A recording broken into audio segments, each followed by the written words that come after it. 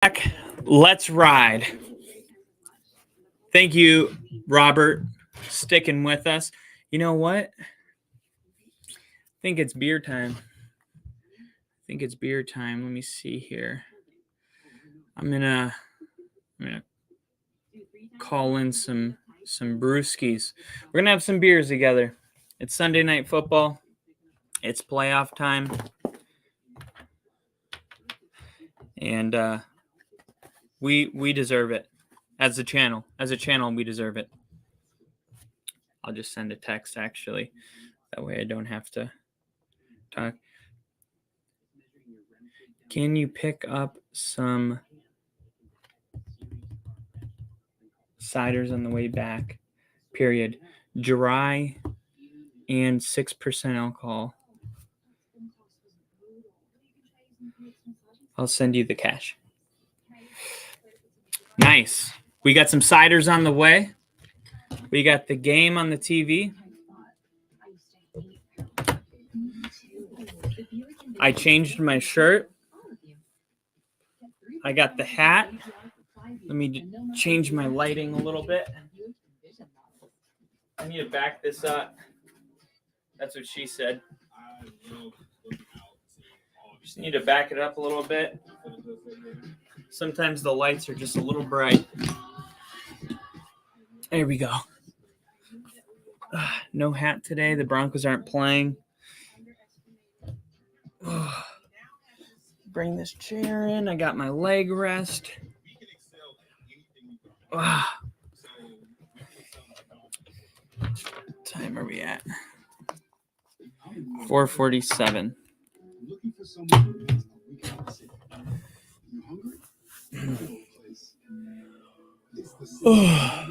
All right.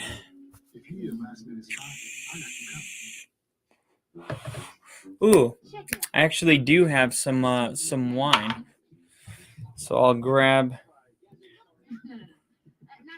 a glass of wine, I think. Let's see. Los Angeles Chargers, Jags questions. All right, so let's talk about the game. Cancel. I just typed in.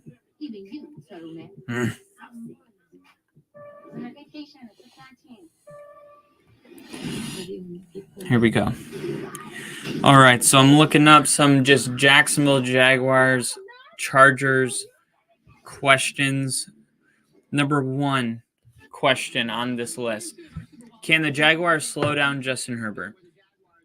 It'll be a lot easier with Mike Williams out. Justin Herbert is one of the top quarterbacks in the NFL, but even he has struggled to produce big numbers this year with the Chargers' limited skill group and conservative offensive structure. No Williams means the Chargers and Herbert will have no deep threat, shrinking the field and giving the Jaguars a chance to focus on stopping the shorter underneath passes. Herbert is a hell of a quarterback, but it will be hard to light up the scoreboard without Williams. And there you go in the crowd. You got Jacksonville Jaguar fans, but you also got Chargers fans that have made it. Here we go. BetMGM breakdown. No Mike Williams tonight. Who are you expecting him to deliver it to? Well, really, one of the areas that you want to attack Jacksonville is with your running back. So far this year, Jacksonville top 3 in the NFL. Let's see what DraftKings is saying right now. Justin Herbert, pass yards, 277 for the over-under. Austin Eckler, 37 receiving yards. Let's see. Over 60 receiving yards in both those games. Jacksonville Jaguars. With Mike Williams out, Justin Herbert's average depth of target pretty shallow. I think Eckler gets used for a lot. Jaguars are not favored to win this game. I like where your head's at and would agree with you. Austin Eckler is a part of the Chargers.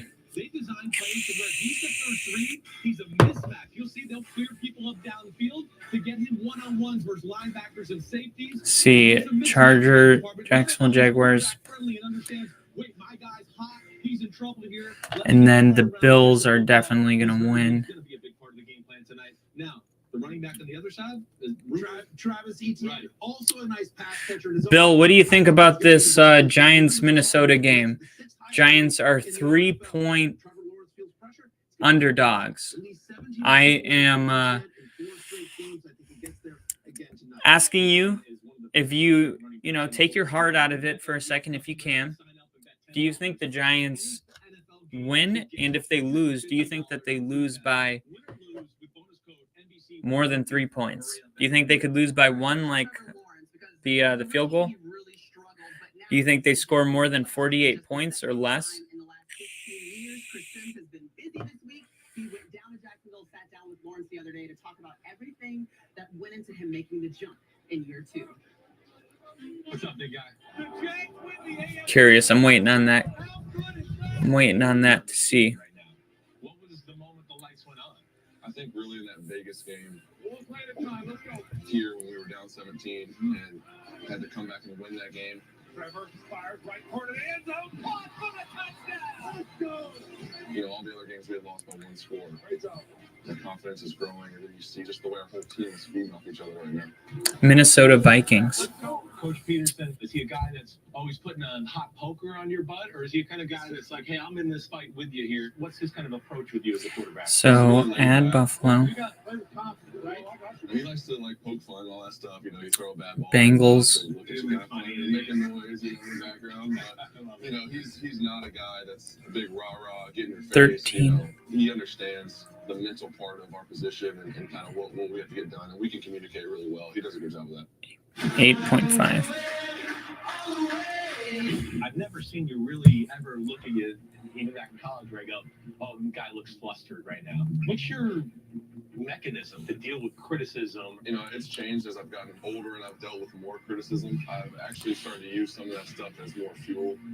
Trevor Lawrence in an interview. If you listen to too much of the criticism, it's not good. If you listen to too much of the love, Compliments, or the all compliments, that, that's not good either. I like it, though. A little chippiness in it. I like it. Next level, Trevor Lawrence right there.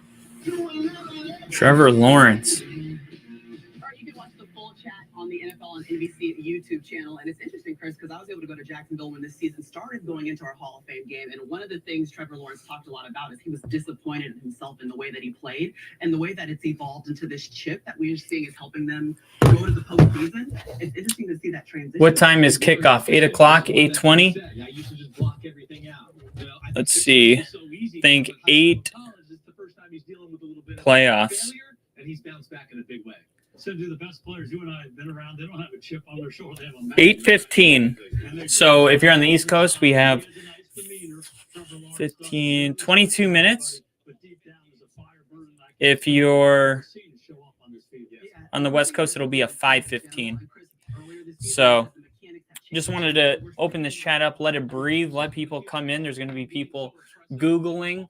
That's another thing that I want to start doing is getting in here before the game, because a lot of people, they Google on YouTube before the game. They don't want to wait until the game to find if they're a big Jags fan. They want to find before the game who's going to be streaming the game, and then they find their home for the game.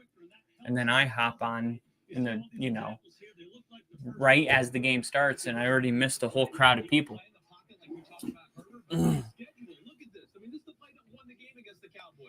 Right bodies in the right position. Look at that throw. The safety saw it coming, but he threw such a laser. $333. Bengals. Let's see, Minnesota. Okay, we're back. So, Robert, does Minnesota win, or would you take the Giants +3? Would it be like a 1-point game? That is a tough one. It's showing up in his decision making and his execution. Yeah, and if you have any questions about the difference Doug Peterson has made, all you got to do is just check the stats and the facts. They were and then a season ago, Vikings. and this year they are top 10. So the improvement is all over this Jaguar squad. Let's send it back out to Jacksonville. Dallas. Jack and Rodney standing by, waiting for kickoff. Hey, and Maria, and teaming up with Lawrence, this led to the best year of Evan Ingram's career. You go back and you look at December, they start heating up. He was the favorite target when this team started to get hot. As friends, that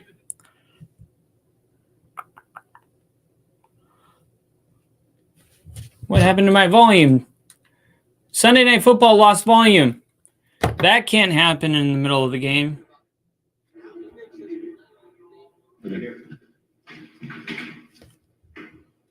All right, we're going to try get their mics back. Obviously, some things going on. Yep, got to get the mics back. He said I would prefer the Vikings. Wow.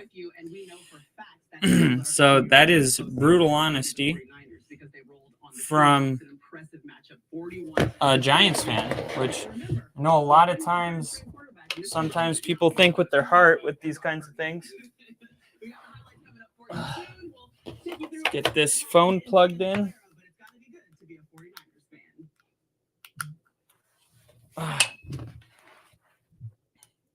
There we go.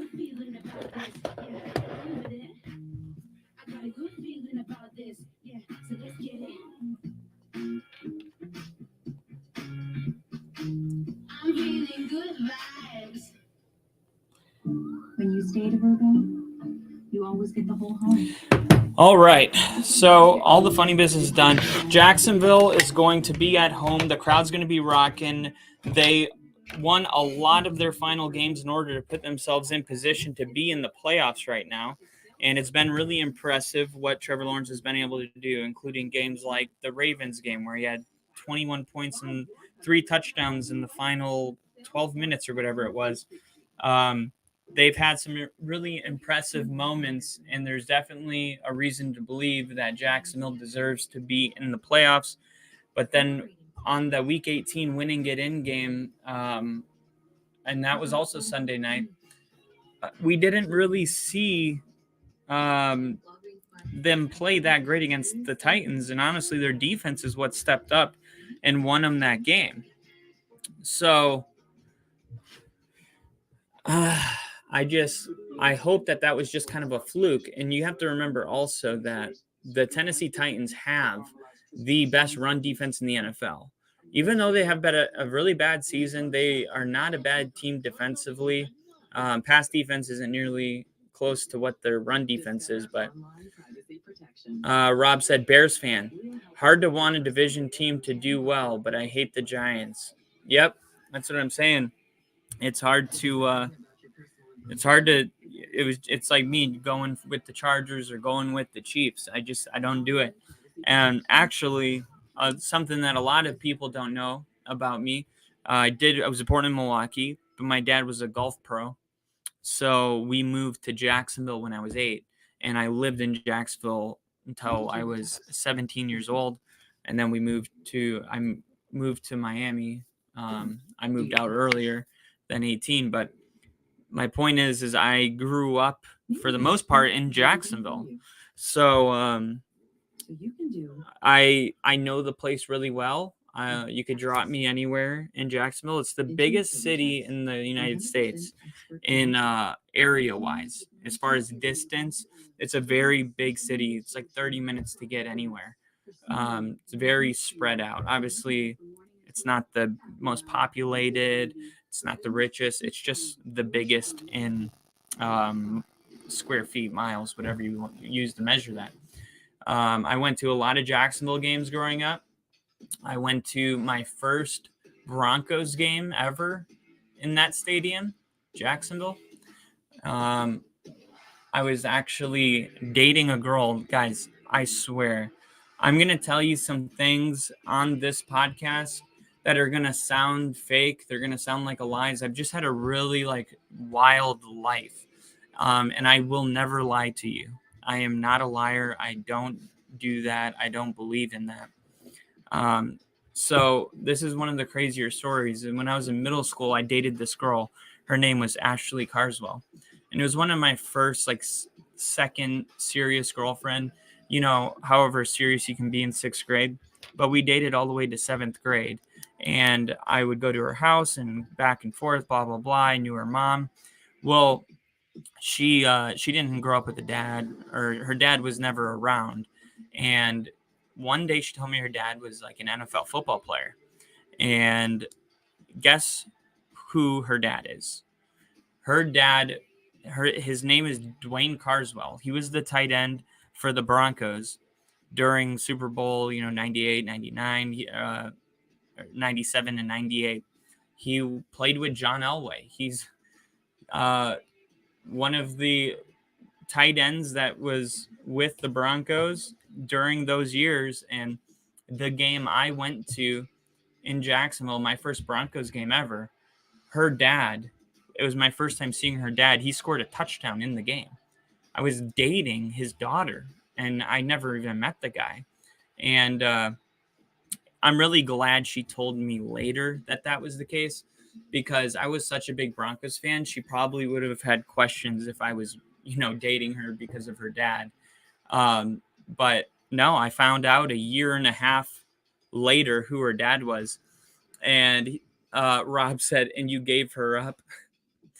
I wouldn't necessarily say I gave her up. It just, we it was like during an era where we had razors and stuff like that, and there was other girls and getting my phone numbers and stuff, and I didn't really know what kind of man I was going to become yet. I was just kind of very social and liked getting attention from a lot of people, and I just got kind of caught up in that world and had a couple other girls I wasn't dating or kissing. It's sixth grade. I was talking to other girls and she didn't like it. So, it kind of just ended like that. And, it's just one of those things. I mean, I've even gone on social media trying to find her, like Ashley Carswell, Carswell. Not because I'm happiest I've ever been in my entire life with my girlfriend. I'm just curious. Like, it's not like we were adults dating, you're just out of elementary school. So like to say like, oh, you let her go. It's like, I just wasn't, old enough to be in like a really serious relationship. That's about as serious as it was at that age. I mean, we were together for a whole year. I'm just giving you grief. You were young. No, I know. But dude, every dude I've told this story to at the bar or whatever, say the same thing. They're like, you gave that up, or like, you're an idiot. So, it's not unique. It's just, that's just how guys talk, I guess. That's just giving me shit.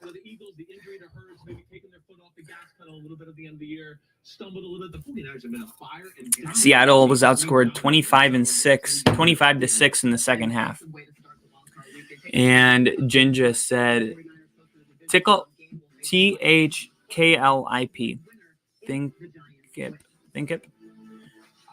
Is that another one of those redneck terms that I don't understand? THKIP. Thick-up. What does that mean?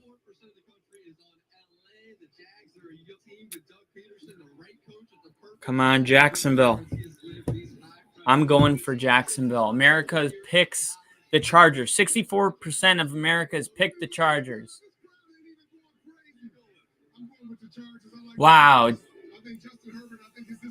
Jack is going with the Jaguars, and then Rodney Harrison is going to go with the Chargers.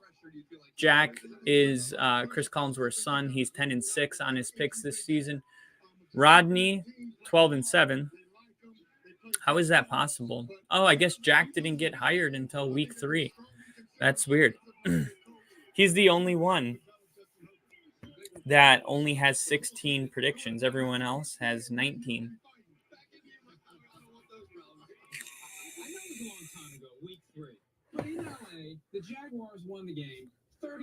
Skip and Shannon Sharp accent. Skip! Skip! Skip! Skip! My girlfriend can't stand when I'm watching Undisputed. She's like, how does this person have a professional job speaking? Like, when he talks really fast, he's like borderline not, you can't really comprehend what he's saying when he gets really emotional and fast. And I'm like, okay, you have to understand, a lot of these people get these jobs because of who they are in the NFL. They don't have any experience, necessarily talking. And let's face it, that show is literally making its money off getting emotional reactions out of its audience. And all they need Shannon Sharp to do is be emotional. The one thing that makes him hard to understand is the one thing they need to do in order to capitalize on why they're successful. So it's kind of a bad combination of things if you don't like when Shannon gets going. Rob said, I married my high school sweetheart. Marriage failed miserably. Don't get married before the age of 26. Best advice I can give you. I totally agree with that advice because I got 23. I got married at 24, and it lasted until I was 26. So that's kind of spot on, Robert. Ginger said it sounds like skip to me. Yeah, he does have a little bit of a lisp. Ginger said, I'm about to get married at 31, Robert. Still scared as hell. Hey, man. It's scary. It's scary sometimes, but I think one of the main things, this isn't a relationship podcast by any means, but the game hasn't started. So I think one of the main things that when people say they're scared to get married, I think it's one of the kind of like hush-hush things that like you're not supposed to say out loud. But I think it's really important too. And I've talked to my girlfriend about this. I think people are scared to get married because you're always wondering, kind of in competition with who you're with, like if there's somebody better out there that you could date, like somebody more attractive, somebody that you're just always wondering, like, is this the best I can do? And I've talked to my girlfriend about those type of thoughts, and you'll find that girls have these thoughts too. It's not just guys. Girls wonder, like, I wonder if I could have, a better guy. And I think when you really know it's the right person is when you don't actually have to wonder those questions anymore. When you're like, I don't want to find another person. There's nobody that gets me like you do. Like, I think that's when you know that you found the right person. And obviously she has to feel the same way. Like, I don't want to find, and until I was with Aaron, I always had these thoughts like, could I be with somebody that made me happier, that was more attractive, that was more fun, that liked football, whatever. Just always wondering if I could do better. That's just the competitive nature, I think, in us. But once you just don't even ask those questions anymore, that's a good sign that you're on the right path. That's my 2 cents in it. I'm still a young kid, 28 years old. I don't know anything, but that's just something that kind of I learned just through going through life.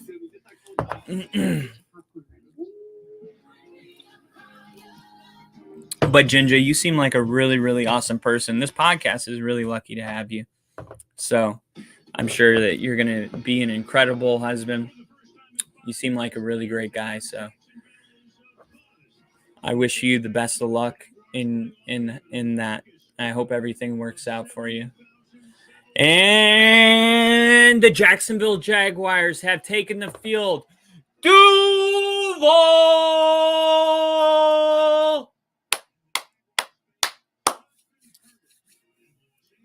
Duval City is, as the kids would say, lit.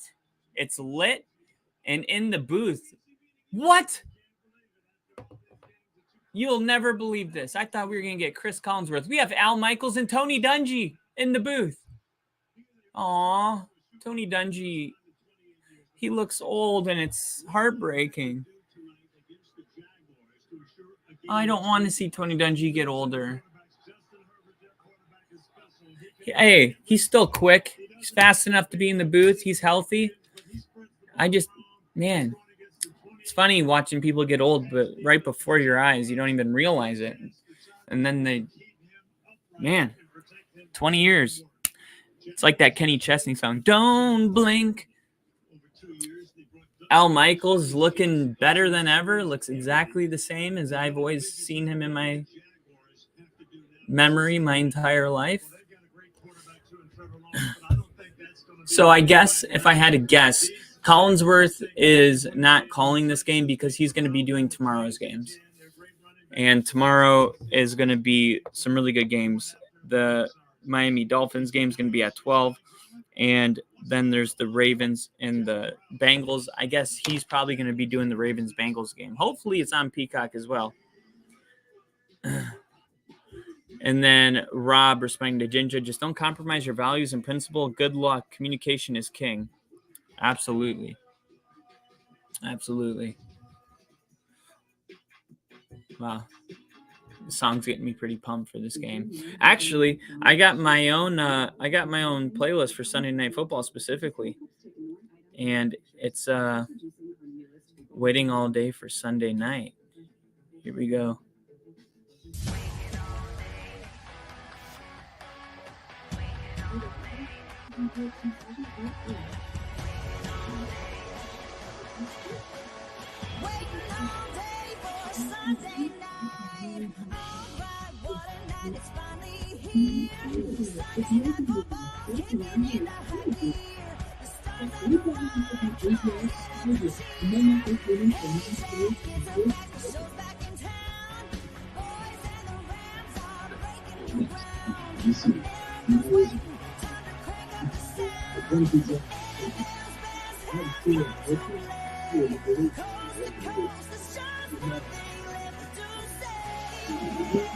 Yeah.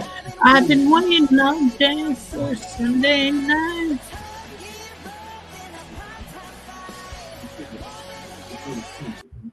I like the older ones. They kind of like changed it up a little bit. I was always a fan of they kind of slowed that part down at the end. And I used to like I think like it was like 2010. Those were the best ones. And they used to change the name too. So like week to week, depending on who was playing. If it was like a Broncos Sunday night game, it would be like Manning and Big Ben in a Sunday showdown or something like that. And then the next week it would change to, you know, whoever else. I always thought that was like the best ones.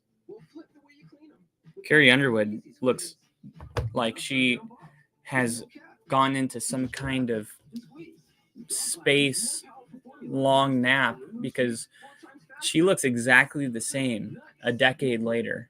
I mean, she doesn't look any different to me. In an entire decade of living, she looks exactly the same. That's what money will do for you. Thanks for the advice, fellas. She's a good gal. Hopefully it ends for the best. Absolutely. Absolutely.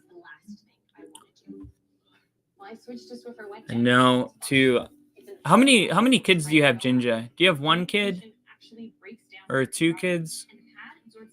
I believe you said that. Or does she have kids? I have one boy. Yeah, I'm pretty sure you told me you have a daughter, if I'm not mistaken. Robert said, bring Hank Jr. back, all my rowdy friends. Robert wanting some Hank Williams Jr. back. I don't mind it. I don't mind it. If you want to start a petition for that, I'll sign my name. 23.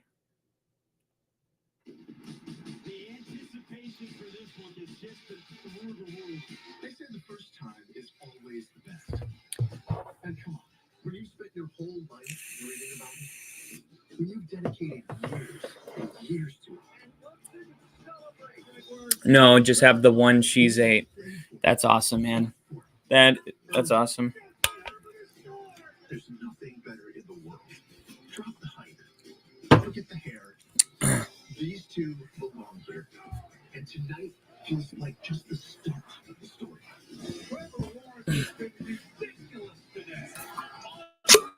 The beers are on their way. They've got the biggest job in sports. The greatest expectations. We got The highest degree of difficulty. football on the way. Exactly the shot they want. They're on this stage for the first time. And they're definitely not. Justin Herbert's first playoff game. Trevor Lawrence's first playoff game. Something we may see a lot in our lifetime, but there will never be another first. There will never be another first. Soak it up. Soak it up, guys. Kelly Hartoon, sideline reporter. Let's see what she says.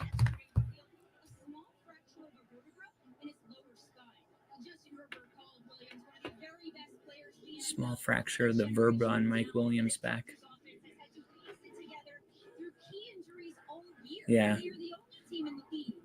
6 players over 500 yards receiving, and they have been led. Basically, she's just saying the Chargers had to overcome injuries all season, and they're the only team with 6 players over 500 yards. So they're saying basically that they've done this all season. This is nothing special, but you can't downplay a guy like Mike Williams. That's your deep threat guy.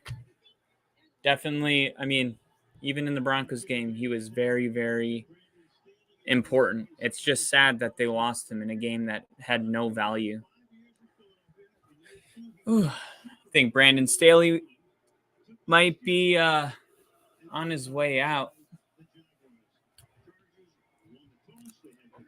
Dicker, the kicker. The Chargers have won the toss, and they're going to defer. So Jamal Agnew, deep to receive. He's a wide receiver, number 39.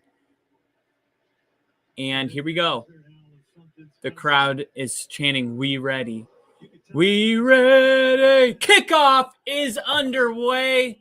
Wild card weekend is continuing, and this is going to be returned to the 25-yard line. Rob said, "Girls are awesome. I have 2 adopted. Wouldn't trade for anything." That's awesome. I have to work at 6 in the morning, so I'll just be lying here listening, not ignoring you guys, just going to listen. Absolutely, man. I'm just glad to have you with us. Hopefully you don't have to work too long tomorrow. You can get out for the playoffs. So here we go. Trevor Lawrence about to take his first snap in shotgun formation of his first playoff game, and it is a run to Travis. Etienne runs for a gain of 3 to start this game off. And I said this before, as much as we could critique how things went in that Tennessee game, it just kind of feels like Jacksonville's playing their second playoff game, which is probably good for his, mental state right now. And the second play is going to be a fake. Oh my God, it's picked. It's picked. And he's still running with it all the way to the 18-yard line. So Trevor Lawrence's first pass attempt in his first playoff game is a quick slant, and it gets tipped by a lineman. And a defensive lineman is there to catch it. Who tips this ball? It's tipped by Joey Bosa. And the linebacker is there to catch it and return it for about 15 more yards. Just barely gets his hand on this ball. Intended as a slant. Oh, man. Trevor Lawrence going to have some short-term memory. Don't let it get to you. And Justin Herbert's first pass as a playoff game will be a completion for 7 yards. So a critical error to start the game, because now the Chargers are only about 15 yards from scoring, and they deferred. Damn. That's like that went really well for them. Under center is Justin Herbert. This time it's going to be a pitch to Eckler. Eckler's going to run this one up the middle, touchdown. And the Chargers are on the board. So the Jaguars start with the ball, and in a minute and 20 seconds, the Jaguars start with the ball, and a minute and 20 seconds later, the Chargers have a touchdown. Liam said, "I want the Jaguars to win." I do too, man. Cheering for the Jaguars. Obviously, I got to update this ticker right here. The Jags, man, start with the ball, and in a minute and 20 seconds, the Chargers score. That is, come on. There we go. So it is 7-0. How will Trevor Lawrence respond? It looks like it was tipped twice. This was a common tip drill. It was tipped at the line. Then it was tipped in one layer behind by Joey Bosa. And then it was caught by the linebackers. So, oh, yeah. Not a good feeling for the Jaguars, man. The fans must be pissed. They were just screaming, "We ready!"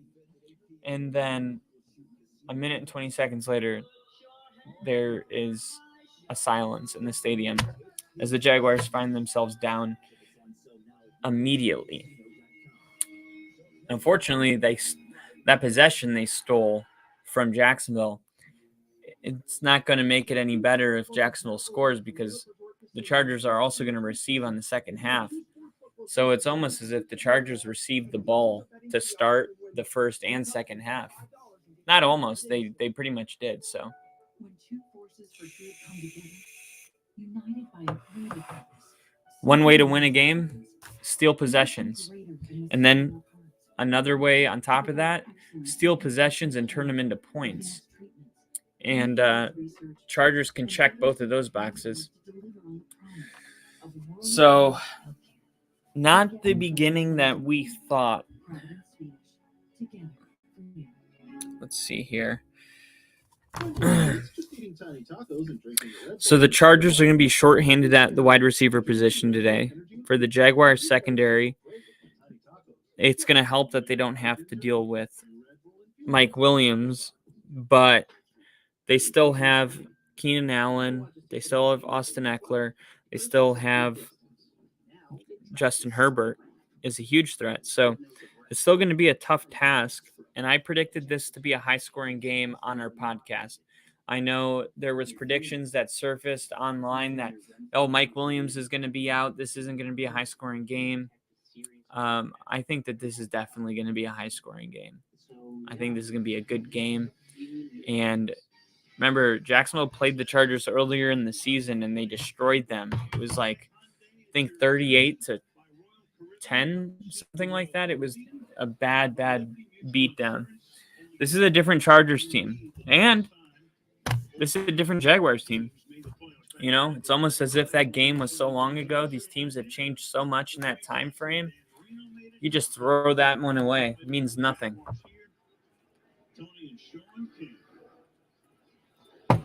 So here we go. The ball will be kicked off to Jacksonville again. And this time, they'll let it bounce into the back of the end zone. Yeah, so now they're calling it a double tip. So it's Joseph Day comes around the offensive line, sees the slant, tips it. Then Joey Bosa tips it, changes the trajectory of the football to the middle of the field where the linebacker is waiting. And just a couple missed tackles there on Austin Eckler. You can't have those. Your offense makes a mistake, and your defense needs to stand up and not miss tackles. It's just way too easy.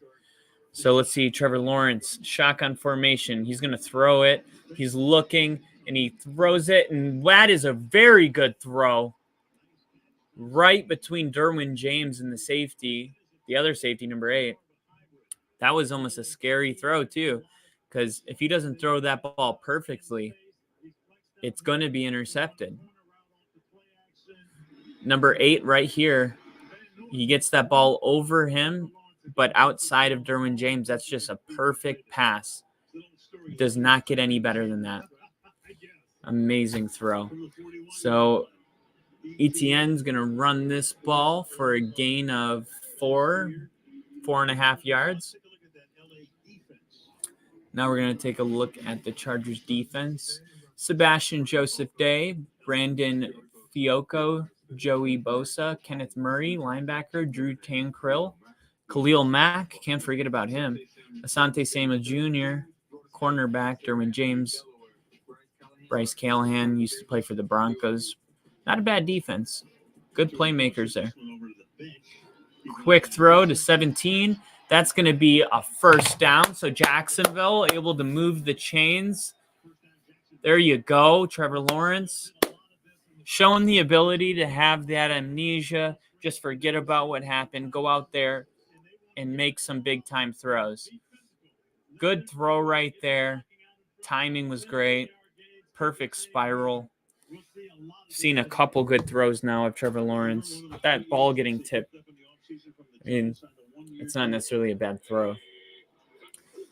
All right, he's going to throw it again, shotgun formation, and he throws it in the area of Christian Kirk, acquired from Minnesota.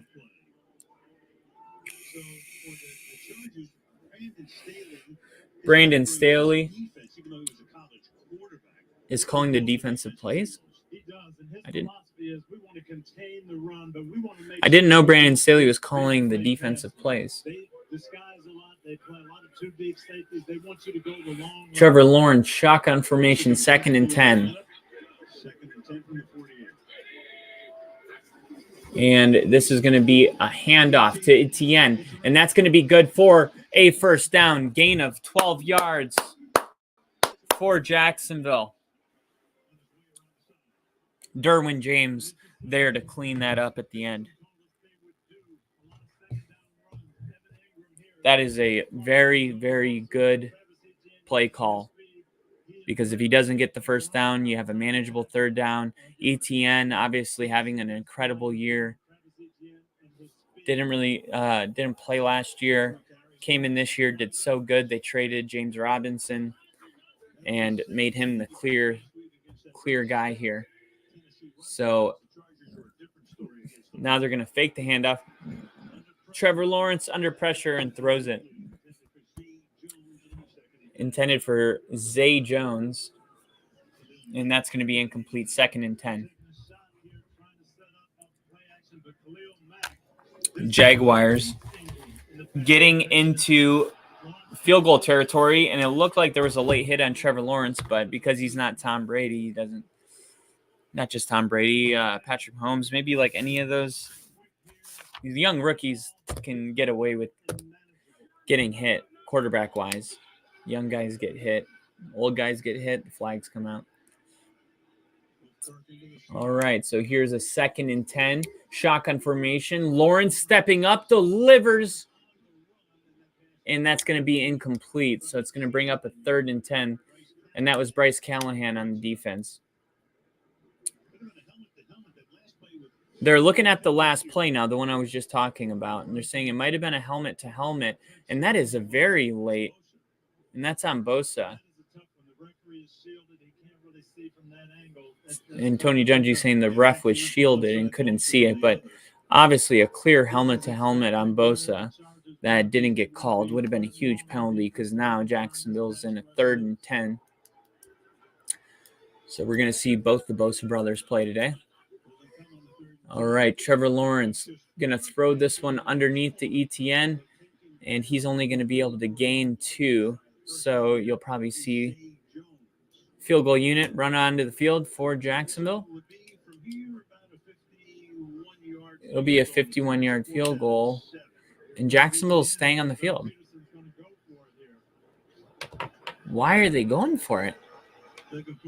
Well, I guess that's why I said you'll probably see the field goal team run out on the field, because we have an aggressive coach on our hands on both sides of the ball. Said, hey, maybe he's just trying to get him to jump off sides, make it a closer. No, the ball snapped. Oh, my gosh, it's picked. No way. So 2 interceptions from Trevor Lawrence, and they're just 5 minutes into this game.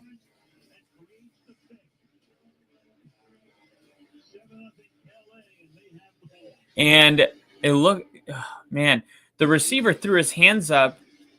He wasn't in the area of the ball. It looked like he's saying he was held.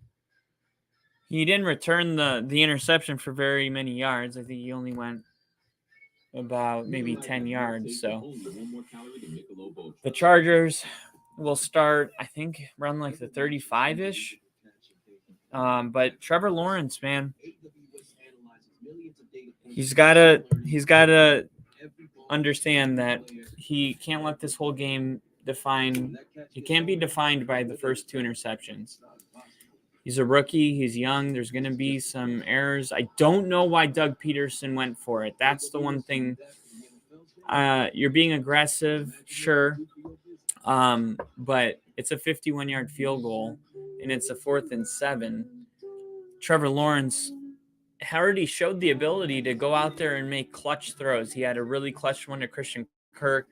Then he had a really nice throw. I mean, give him some confidence. Put some points on the board. Because, you know, he goes out there and it's 3-7, and he feels a lot different sitting on the sideline. You know, then if he goes for it on 4th and doesn't get it, now he's on the sideline, 0 points, feels bad. And then even worse, he threw a pick. So it's one of those things where if the call would have worked, then, you know, everyone would have said it was a great call. But honestly, I just don't think it was appropriate. Unless there's something about the field goal kicker I don't know. If he's not capable of making 51-yard field goals, then all right, I could see that. But it's the NFL. If you can't trust your kicker to kick a 51-yarder at home, you got to go find yourself a new kicker.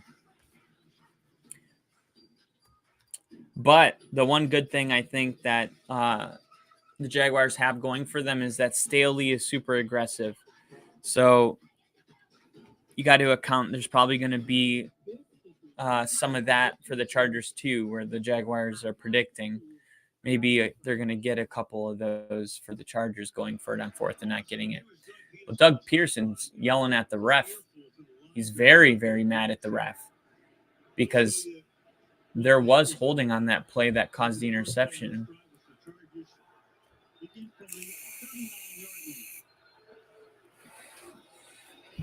And Herbert will throw it for a gain of 4 yards.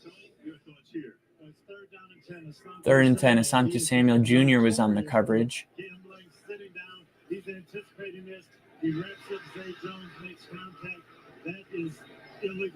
That was illegal contact that didn't get called. It's official. The refs are even saying it. Tony Dungy saying it. It was a bad call. So a couple calls immediately not going in Jacksonville's favor. And now a little sidearm pass is going to be caught. And that's Gerald Everett, who's going to take it all the way into Jacksonville territory.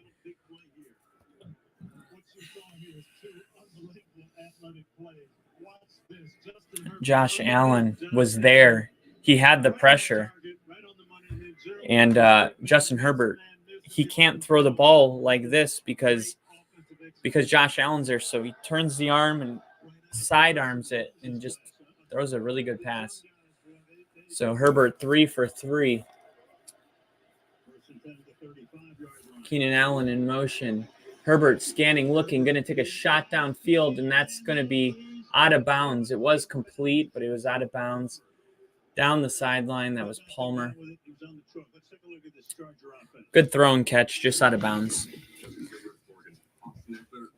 So the starters today, Austin Eckler, Joshua Palmer, Gerald Everett, Jamari Slayer, Matt Filer, Corey Lindsey, Zion Johnson, Trey Pipkins. Those last 5 names were the offensive line.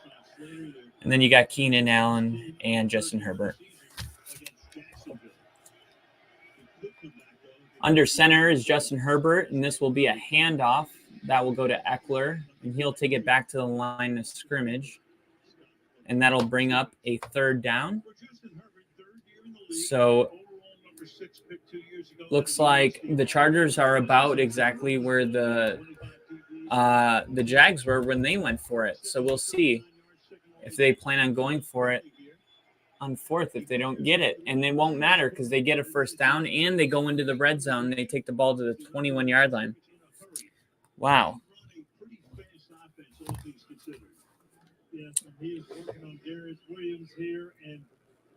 Darius Williams was on the coverage. Williams is going to take away the inside, but he stops his receiver and throws him open. That's incredible.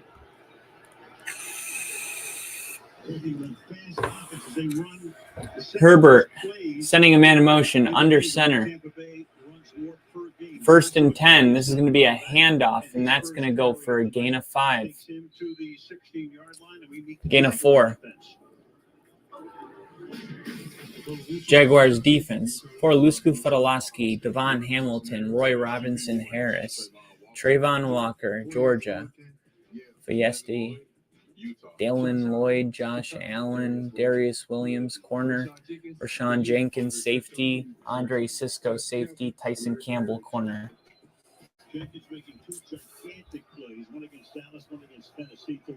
All right. Justin Herbert scanning. Oh no! It went off the body of Gerald Everett, and it looks like it could have been picked. It was an alive ball in the air. It just fell harmlessly to the ground, unfortunately, for Jacksonville fans.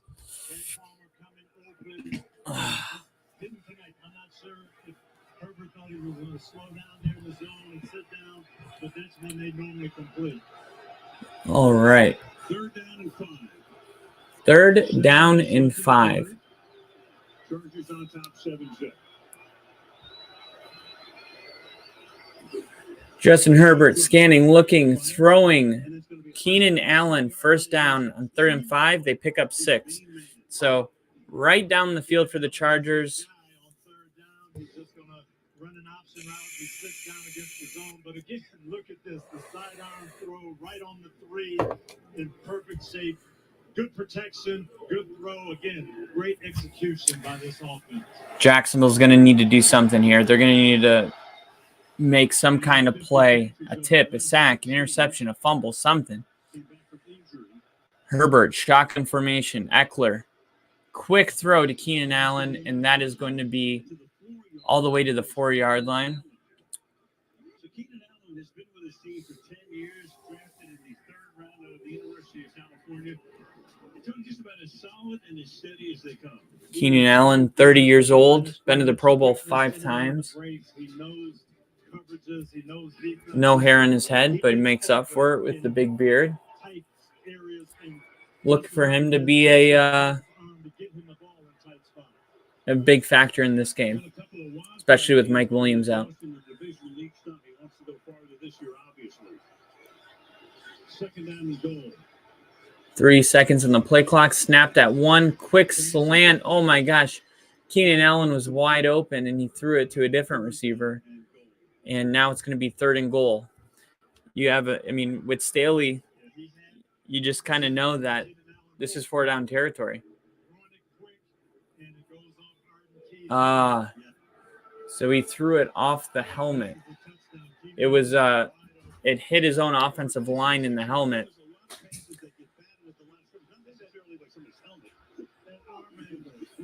Don't see that a lot from Herbert, 6'6". Shotgun formation, 3rd and goal. He's scanning, looking, and throws it at the feet of DeAndre Carter. And now the field goal unit comes on.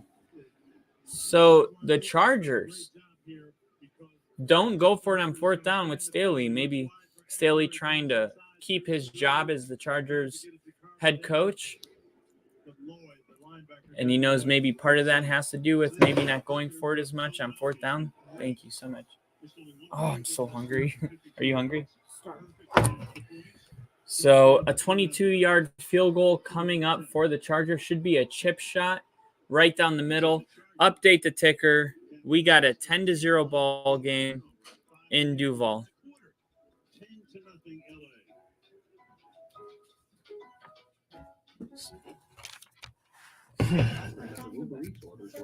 Nice.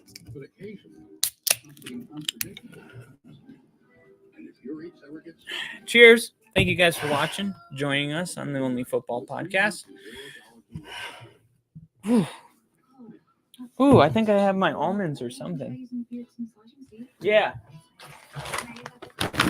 These are the best almonds in the world. Nice.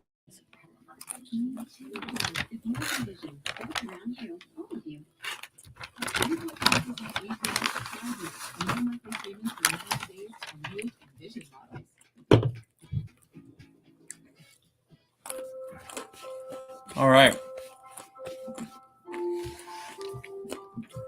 Yo, Steve. Konnichiwa.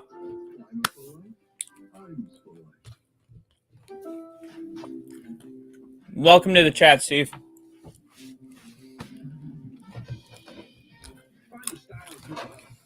We are in the middle of our second playoff game.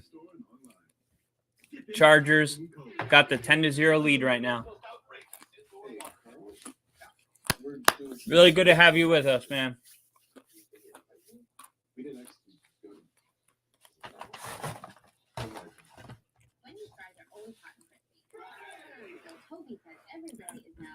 I just needed to get something in me.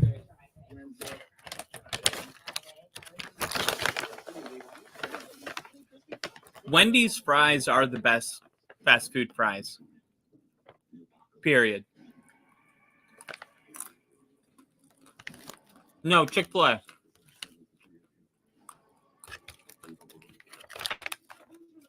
Chick-fil-A, then Wendy's. Good to see you too, Steve. Did you have work today?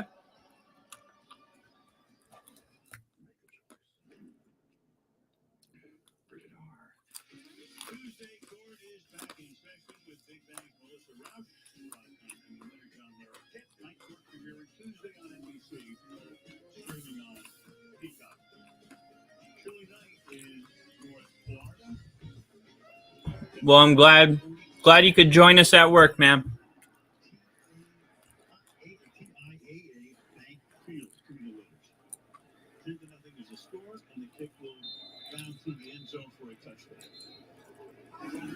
All right.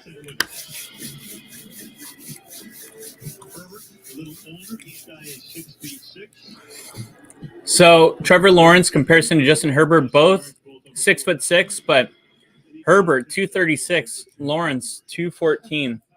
Herbert a lot more carrying a lot more weight than Trevor Lawrence.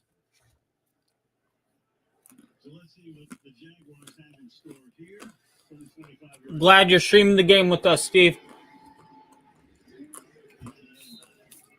In the first place, going to be a handoff to ETN.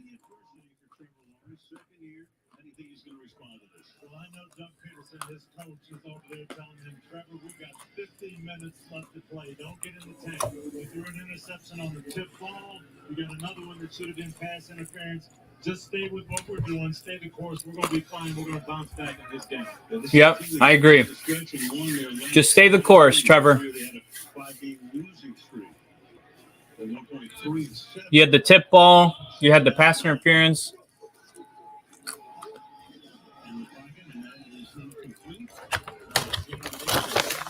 And now it's going to be 3rd and 9 after an incomplete pass on 2nd down. You really don't want a 3 and out here.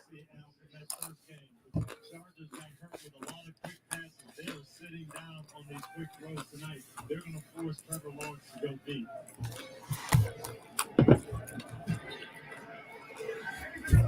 Chargers were 28 against the rush, but a lot better against the pass. Steve, cheering for both teams tonight.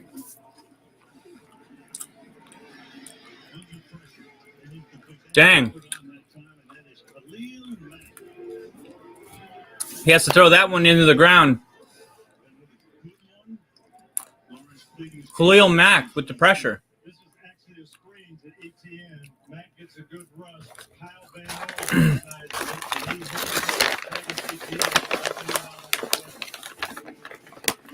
I wonder what Trevor Lawrence is talking to the ref about, something that he doesn't agree with. Oh, a holding penalty on defense. DeAndre Carter is back. And his contact is no flag. Meanwhile, the ball bounces back. Wow, the punter got lit up on that. There's no flag, though, because it was his own guy who ran into him. I mean, the Chargers guy blocked him into the punter.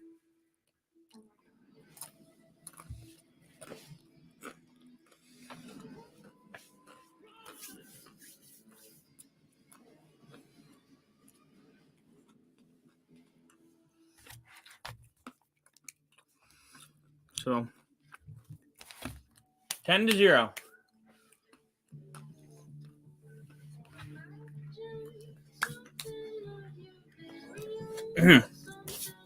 Thank you guys for bearing with me and letting me eat those almonds.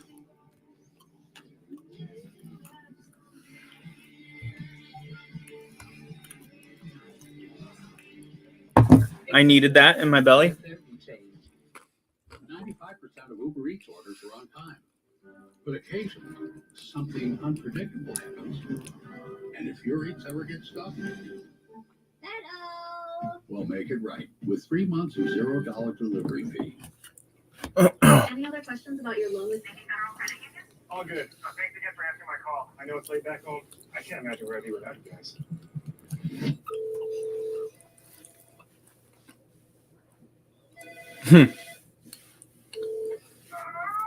I am drinking this cider. Oh, Steve. He said my stream is behind by about a minute from you. Dang. Well, oh, like you're, dang. That's what I think that's what Robert said. Robert said the same thing. So I'm like replying to your messages. You're hearing me have this conversation a minute after I'm actually having it live. That sucks. Visit your local Mitsubishi dealer for offers. Kaylee Hartine back in Jacksonville, where Jamari Salyer is staring down a familiar face on the other side of the line. Every Jamari Salyer, Chargers tackle, is going against Trayvon Walker. They're both rookies, and they both went on each other from the University of Georgia. They've played against each other in practice for the last 4 years. So these are two guys really familiar with each other.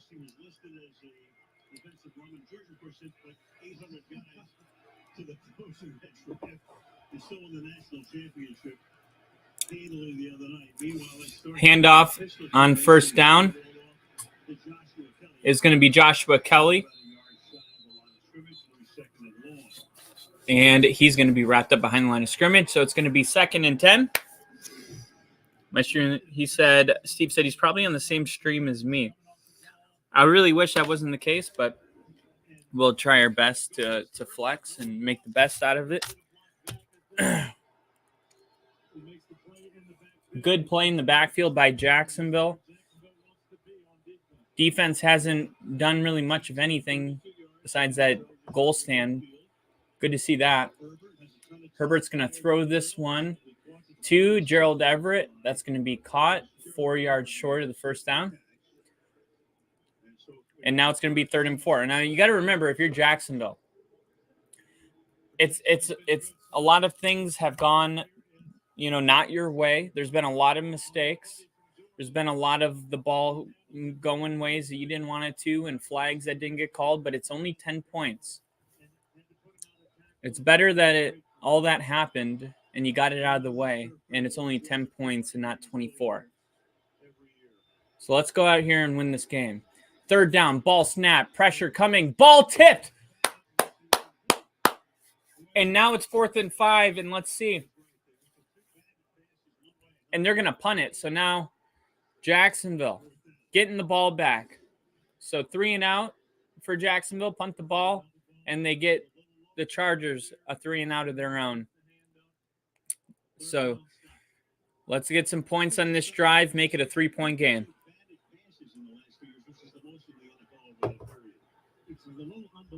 Steve said it's fine. I don't mind the heads up. I have the volume off, your audio on as I work. Let me know to check the screen.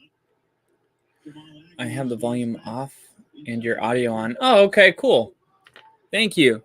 I'm glad you told me that, though, because I'm going to make sure that I'm as detailed as possible. And the punt is going to be down at the 13-yard line. 2 minutes and 58 seconds left in the first. Trevor Lawrence yet to score any points. First drive ended in a pick. Steve, if you missed it, Jacksonville did not win the coin toss. Chargers did. They elected to kick it to Jaguars, as most teams do. They want to get the ball in the second half. The Jaguars' first play of the game was a run for 2 yards. Second play of the game was a tip. It was tipped twice and intercepted by the Chargers. Chargers end up scoring on their second play in that drive. Chargers get the ball back. The Jaguars respond really nicely. A lot of great passes by Trevor Lawrence. They go all the way down the field to around where a 51-yard field goal would be, but they don't kick the 51-yard field goal. They go for it on 4th and 7, and there was a clear holding pass interference call that did not get called, and because of that, the Chargers got another interception, and then they went down with the ball and got a field goal. Jacksonville got the ball back, a 3-and-out. Chargers get the ball, 3-and-out. So that's pretty much the entire first quarter summed up. I think, obviously, they should have kicked that field goal because they would be in a position right now to tie the ball game. And if you can tie the ball game, you can really mentally just throw away everything that happened. You know what I mean? But it is what it is. They're going to have to move forward from it and steal a possession. That's what's going to have to happen. And Justin Herbert is a very good quarterback. He's going to be really hard to get him to turn the ball over or have a drive where he doesn't even get points. Like, not easy.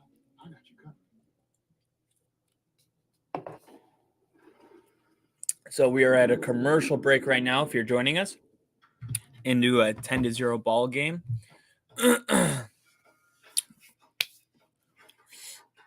Doug Peterson and Trevor Lawrence trying to remain poised and calm in a stressful first quarter. A first quarter that did not go their way.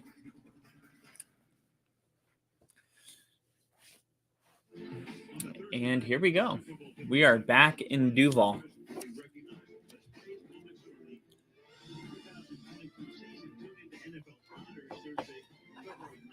TIAA Bank Field.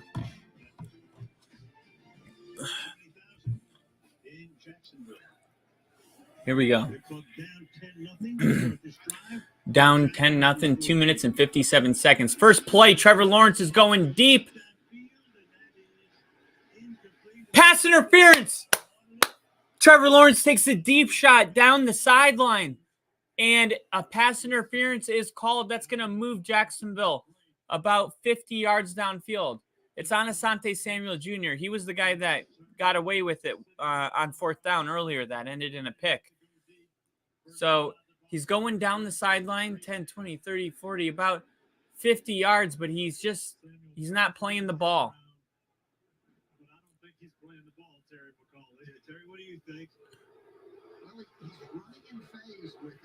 He's definitely obstructing the receiver's ability to make a play on the ball. They're saying there's no foul on the play.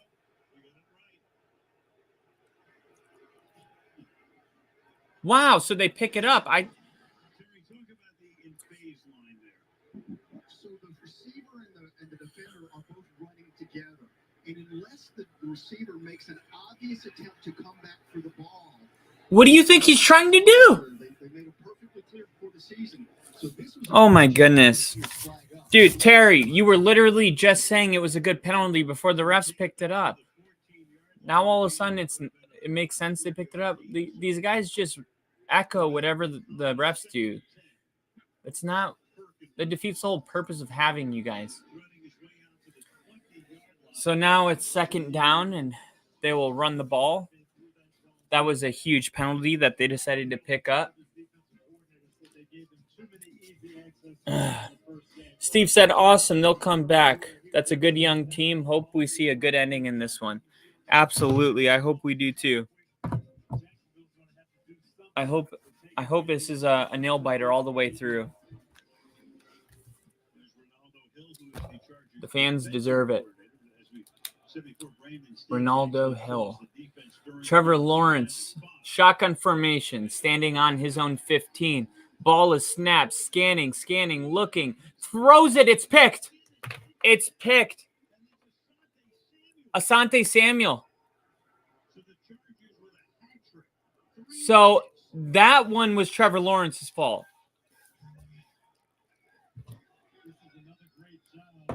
Another 3 interceptions in the first quarter.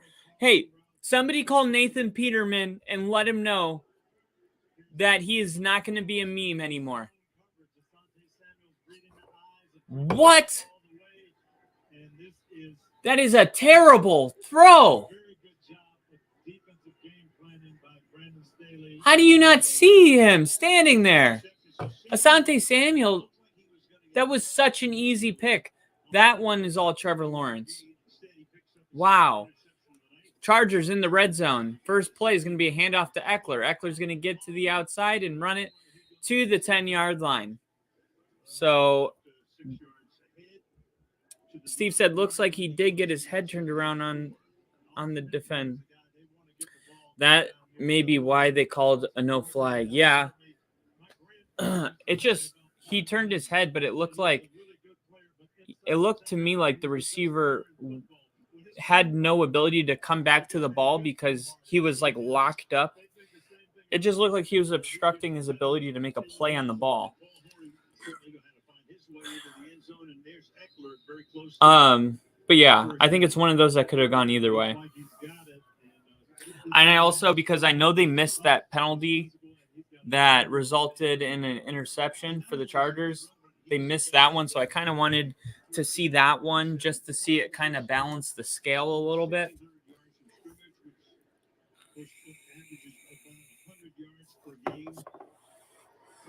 So it's 1st and goal. Trevor Lawrence getting coached up. I don't know if that's the OC or the quarterback coach, but definitely getting coached up. And this is going to be a handoff to Eckler. He's going to walk right in. It's 17-0, guys. It's 17-0. People are logging off. People are leaving. They are leaving this stream. I'm sorry. I wish this wasn't the case, but the way I look at it, Trevor is not looking off his targets. He's staring them down. Absolutely. Absolutely. You couldn't have said it better, Steve. Trevor Lawrence, the only good thing about what's happening is that he's getting the ball back. 17 first quarter points for the Chargers. And Jacksonville is getting destroyed right now. They do not look like a team that belongs. And the Chargers got destroyed by the Chargers earlier this year. Well, if this was a revenge game for the Chargers, it's looking pretty good. Maybe I told you Trevor Lawrence had that game against the Ravens. He scored 21 points late in the fourth quarter. I think I said it on our podcast, like Trevor Lawrence might need to go down early in this game to hit that that kind of panic button, that urgency that he has to play with. At least it's happening in the first quarter and not the fourth quarter with 7 minutes left. I would rather have Trevor Lawrence turn that gear right now than when it's in the fourth quarter and it's too late, if that makes any sense.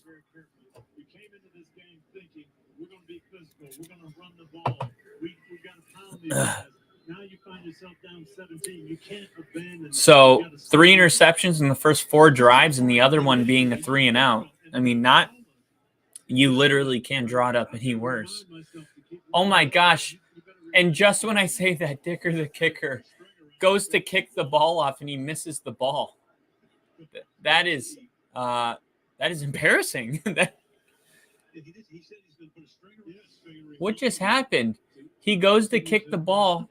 Okay, the wind blew it over. That's better. Oh my gosh. I thought an NFL kicker just totally missed the ball. Oh man. Maybe that's the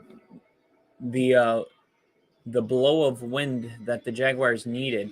And maybe this is the kickoff they need. So he's going to return this one. He's at the 20. He finds a little space all the way to the 34, but now there's a flag on the play. Damn it, I don't want this to be a big penalty game. The last game we got lucky. It was only, I think, 8 penalties the whole game. 1, 2, or maybe 6 penalties the whole game. It's just nice when you can get through a game without a bunch of penalties.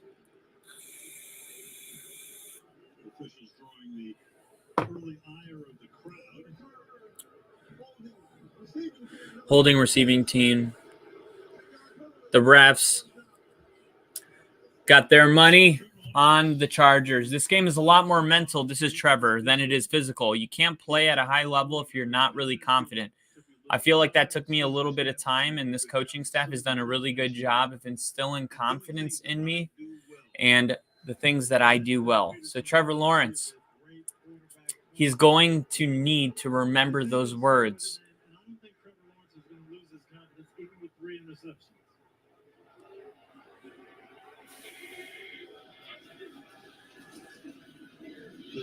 First play is going to be a quick throw, and that will be a completion. He'll be swung out of bounds by Derwin James, perhaps the best safety in the NFL, in my humble opinion. Well, the NFL just said the same thing. He was voted best safety by his peers. He's got 2 forced fumbles, 2 picks, 4 sacks, 14 games. Second team All-Pro. You know who is first team All-Pro? Patrick Surtain. All right, so that's going to be the end of the first quarter. I think that we have bared the worst part of it for Jags. The Jaguar fans, I think that the worst of it is over. Let's hope. Let's cross our fingers and hope that that's the case. I don't want to see the Chargers just dominate. I want to see a close game because, look, we already had the 49ers Seahawks, so we knew it was going to be a blowout. We still have the Dolphins with a third-string quarterback going into Buffalo. And we have Lamar Jackson-less Ravens team going into Cincy. We don't have any room for the games that are supposed to be close to be blowouts. Like Chargers-Jags, that was one of the ones we circled that was supposed to be good, along with, Tampa and Dallas and Minnesota and the Giants. If those games turn into blowouts, this whole wild card week's just going to be very interesting, to say the least. As far as I can remember, wild card games have been pretty close. And since I bring it up, I'm going to Google it right now. I'm going to go wild card round 2021. So let's see. Last year in the wild card, you had the Browns and the Steelers, and the Browns won 48-37. This is 2021? What? No. NFL divisional round. What year is this? I said 2021. All right. Help me figure out what year this is. The Colts lost to the Bills by 3. The Rams beat the Seahawks by 10. The Bucks beat the Commanders by 3. Ravens beat the Titans. Saints beat the Bears. This is... Oh, this is when the Chiefs and Bucks went to the Super Bowl. So that was 2021. Oh, so damn, I forgot it's 2023 now. So technically I'm supposed to Google 2022. So this is 2 years ago. Wild card round. Browns 48-37. That's a close game. Ravens, Tennessee 20-13. That was a 7-point game. Even the Bucks, who ended up winning the Super Bowl, they only beat the Commanders by 8 points, 31-23. The Rams only beat Seahawks by 10, and then the Colts almost beat the Bills. They lost by 3. So, we're not really accustomed to seeing any blowouts in the wild card round. This is going to be a run to ETN. That should bring up a more manageable third down. It's going to be 3rd and 3. Jacksonville points on this drive. This is important.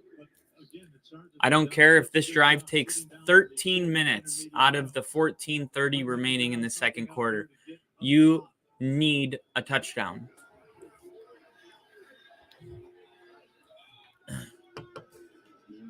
Trevor Lawrence shotgun formation.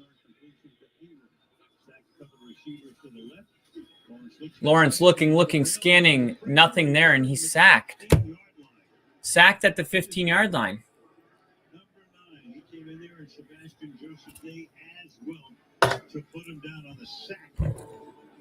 Come on. Let's go, Jags. What is going on? Come on. Why do you... It's 3rd and 3. Shouldn't have to hold the ball for 6 seconds. Have some guys run some slants. Oh, my God. The punt's almost blocked. This is a shit show. And it's going to roll out of bounds at the 38-yard line. Here comes Justin Herbert with a 17-point lead, trying to make it 24-0. Man. Steve said, last game was good until the 49ers started to stack on the score. Geno should be glad how far he matured and excelled since his past failure as a starter. I think he found a home for now. Yeah, that was a question that we had at the end of the game. It was that it's a beautiful story of how Geno has just overcome, all the expectations or outperformed the expectations, overcome obstacles, but is that his ceiling? Making it to a playoff game. That's the question. Or, could Geno do more than that? That'll be a question for the front office, but one I would like to ask you guys too. Do you think that kind of is the ceiling for Geno Smith, taking the team to the playoffs, but never really good enough to I just think the 49ers are too good.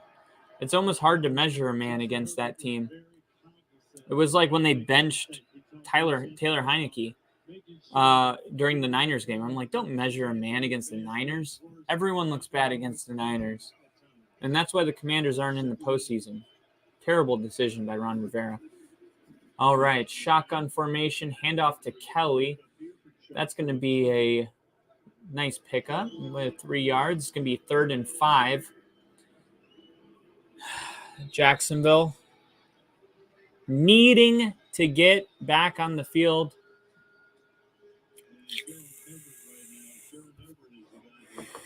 Gerald Everett dealing with some injury, sitting down. He has dealt with injury this season. I know he missed at least 2 games, but trainer is able to help him to his feet. That's a good sign. He was blocking on this play. He was blocking Josh Allen, and it looks like he just got maybe rolled up on the back of his leg. Yeah, so he's walking off and may just be sore, maybe something that he can get on that elliptical bicycle and get back in this game maybe. We hope the best for Gerald Everett. All right. But it's 3rd and 5, and the Jacksonville Jaguars need to make a stop, and they need to do it now. There's 12 minutes and 30 seconds left in the second quarter.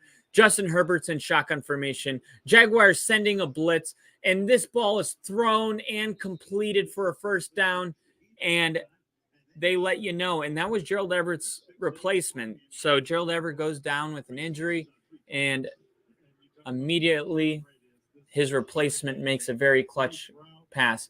Justin Herbert just realizing what the defense coverage is. He sees the blitz coming. He just knows immediately where he's going to go with that ball. Just Justin Herbert being a really good quarterback.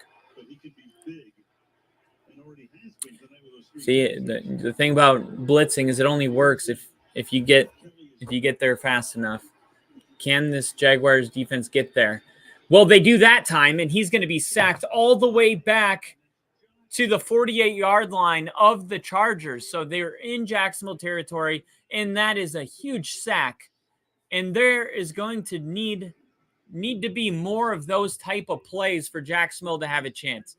He gets the edge right here. Trayvon Walker. Herbert tries to step back up, and then Josh Allen there to clean it up. I ate so many almonds.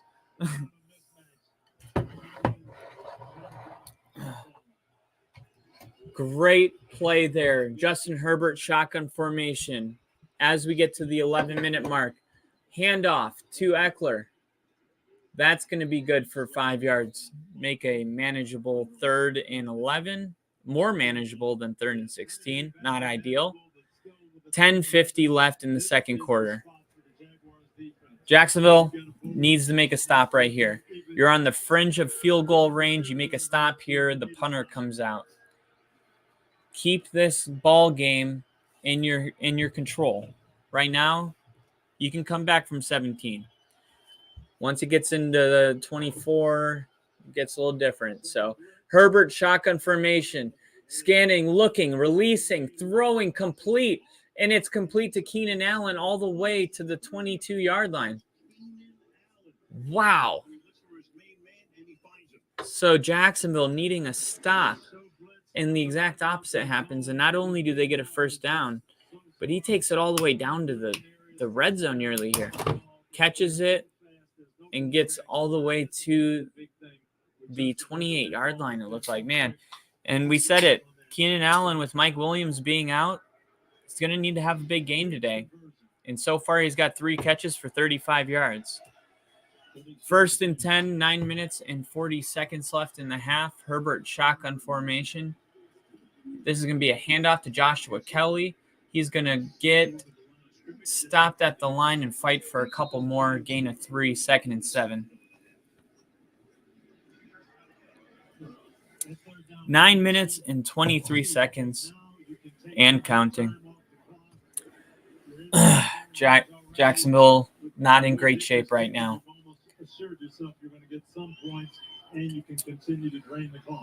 Justin Herbert, 10 for 15 with 100 yards already in the first half.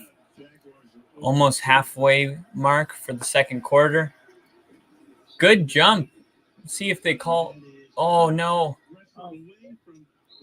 And they got a good jump from Josh Allen, but Justin Herbert was just a little quicker.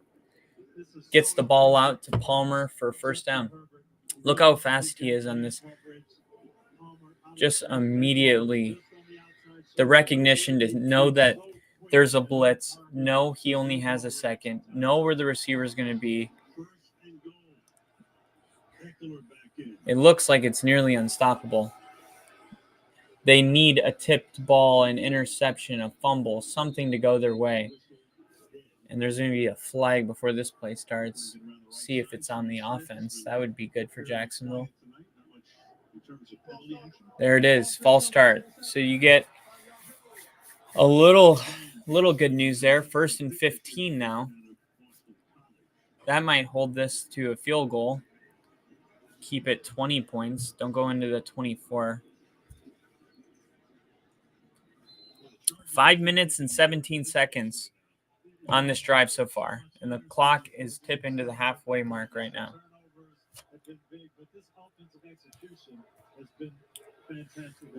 And Steve said, if they develop the team more, I think they could take them further, especially if they can develop a defense. Oh, my gosh! And the play that they needed just got dropped. An interception. Oh, my gosh. I can't believe he drops this ball.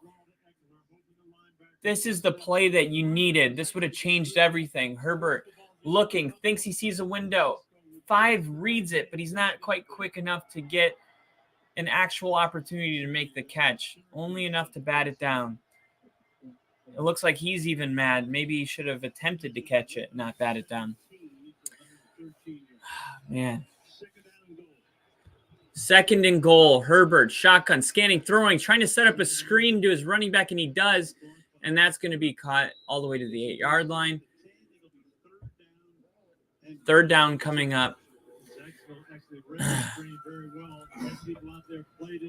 7 minutes and 40 seconds. Doug Peterson not happy about, obviously, a holding call, telling the ref that I see you. I don't know what that means. It seems like a threat. 7 minutes and 30 seconds. We are underneath it. 3rd and goal. Ball on the 9-yard line, not the 8. Herbert, shotgun formation. Kelly beside him, not blocking. He's going to go out for a pass that's caught by Everett. Touchdown, Jacksonville. They are winning this game 23-0. Oh, touchdown Chargers, yeah. So 24-0. We might be witnessing something incredible one way or another. So let's figure it out. What's the biggest comeback in playoff history? The Bills' 32-point comeback is still the largest in the postseason. When they came back in the second largest overall behind the Colts-Minnesota game that we streamed together this year. So the Bills came back from 32 points in the playoffs. Well, let's get more specific. In the wild card round, NFL.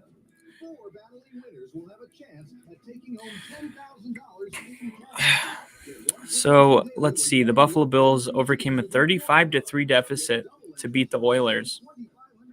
Wow. So what round of the playoffs was that Oilers-Buffalo Bills game in? If you're old enough to remember, let me know. Trying to get smarter. So Bills, Oilers, playoff game. Can look it up here. 1992 AFC wild card game. So it was a wild card game. So, okay, we may not see the greatest comeback of all time, but it would be the greatest comeback since 1992, which is 30 years ago.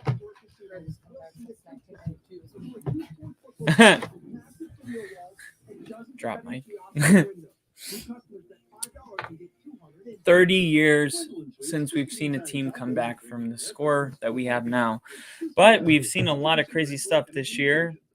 We do have a Jaguar fan in my fantasy football chat, and we have a Chargers fan, so you can imagine how that's going.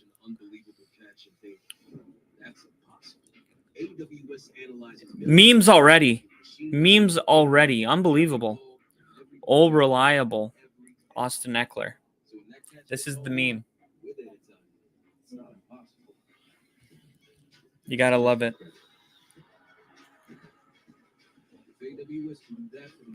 NFL's already made memes. Asante Samuel Jr. down there somewhere because he's got 2 picks. Jeez. Savage NFL. It's not even halftime. I still have faith in the Jacksonville Jaguars at home. Do you believe in playoff miracles? I do. 2017 AFC Divisional Round was the last time the Jags were there, and I remember that playoff game. They beat the Steelers 42-45, and the year before that, I believe it was 10 years. I think it was 2009. No, that would be 8 years.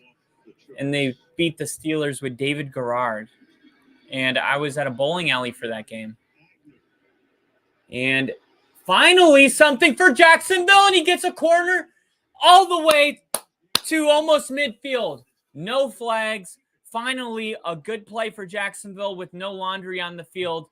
There you go. So here's the key for Jacksonville. Let's draw this up really quick. You don't want to go into the half down 24. What you need to do is you need to get points. It could be 7. It could be 3. You could be down 21.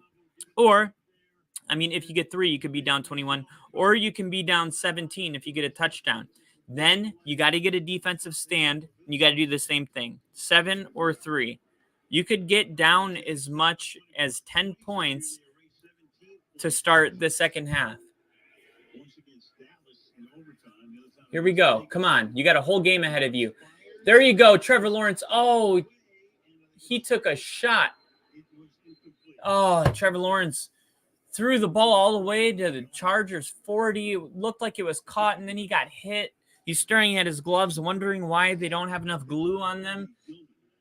Because maybe it's because he caught it with his body. Oh, that's what it is. See, he came when he made that hit, he literally put his whole helmet on the ball, and it just popped the ball free. The Jags have been so unlucky in this game, man. Steve said, yep, that was with Frank Reich at QB for the Bills. And Steve also said that I'm old enough I watched that game. That seems like an amazing game to see. And crowd wants a flag right there, and they don't get one. That's what I'm saying. People are really quick to log off and leave when there's a blowout. I always think about it as an opportunity to see history. Why do you think I didn't stream the Colts-Vikings game until they were down 33-0? That's when I decided to start streaming because I wanted to be a part of that. I always look at it like that. Doug Peterson's mad about this pass interference. Trevor Lawrence is mad. Doug Peterson's arguing with the ref. Everybody needs to calm down. Lawrence is 4 for 15. He's got to get calm. Oh my goodness. Asante Samuel has another pick. Interception. Trevor Lawrence. 4 interceptions in the first half. What is going on? Could you imagine waiting your whole life for this and you throw 4 picks in the first half? Oh my goodness. Asante Samuel. Stop it. And look, this is exactly why I told KC to watch this game. This Chargers team, this is the team that's going to play Kansas City if they can hang on and win. So the only way is if Jacksonville wins and the Ravens somehow beat the Bengals, then Kansas City would play the Ravens. But there's no way the Bengals are losing at home. And plus, even if the Ravens win and the Chargers win, they would still play the Chargers. The Chiefs would. So if you're a Chiefs fan, you got to be watching this game close, man. You got to be watching this game close. I got to pee really quick. Justin Herbert commercial. Perfect timing. Penalties, playing dirty. So I broke up with that baby and moved on with SoFi checking and savings. Now I earn higher interest on all my money and pay no account fees. Feels good to get my money right. Break up with bad banking. Get up to 3.75% interest and earn up to $250. Maybe if I put some sunglasses on, some lucky shades. Lucky glasses. Lucky glasses.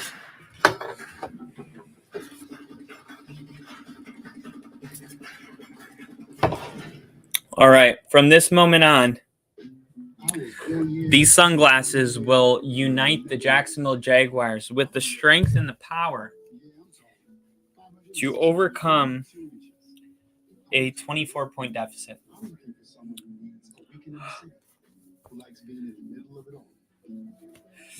Come on. If you're watching this on the stream, do something that helps. Change your hat. Change your socks. I don't know if you have to change your attitude, but we have to muster the internet to get behind Jacksonville. Because right now, things are looking really bad for Jacksonville. We're doing everything we can on our end.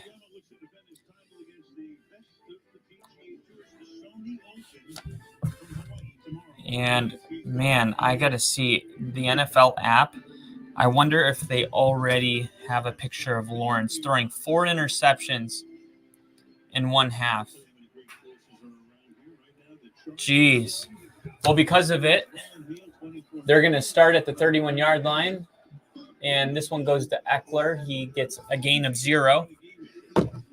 Whew. So there's 6 minutes and 40 seconds left. 24 points. Asante Samuel is having the game of his life so far. You know what's crazy is he only had 1 pick. He's got 3 interceptions. That's unbelievable. Asante Samuel has 3 interceptions in the first half. This one goes to Kelly. I just feel like Jacksonville defensively doesn't want it. So Samuel, his father, of course, was Asante Senior, played 11 years. You got to want it, man. You got to want it. And you don't want to see this no matter who you're cheering for. You got an offensive lineman down for the Chargers. You always want to see the teams battle at full strength. I don't care who you're cheering for. It's just more fun when you know you beat somebody when they were at their best. So hopefully he's all right. But Jacksonville, look, I've seen this for an entire season. The Broncos were totally trash on offense, and their defense would go out there with the mindset, they're not going to win it for us. We have to win it. And they would make an amazing plays, and they would never give up 24 points and a half, besides once in an entire year. And that was against the Rams. But the Jags are going to need to have that kind of attitude that, hey, let's not go out there and slow down their offense. Let's not go out there and stop them. Let's go out there and win the game. Because if Asante Samuel Jr., who is just maybe a good quarterback, I don't know if he got voted the Pro Bowl or not, but definitely not a 3 interception a game guy. Nobody ever in the history was. But the attitude needs to be, if the Chargers can get 3 picks and a half, that means we can too. It's like that Notorious B.I.G. Imagine me being scared of a person that breathes the same air as me. They need to go out there and realize that team breathes the same air as we do. They just had a better half. And if they can have an outstanding half like that, that means we can have one too. Go put one together. And it starts on this 3rd down right here. Get off the field. Trevor Lawrence, get back on the field. Get some points. If they can just get a touchdown, the halftime will feel way different. 7-24. Yeah, it's a little lopsided, but do not go into halftime with a 27-0, 31-0, 24-0. Get some points on the board, go into halftime, lick your wounds, and get your ass back out there.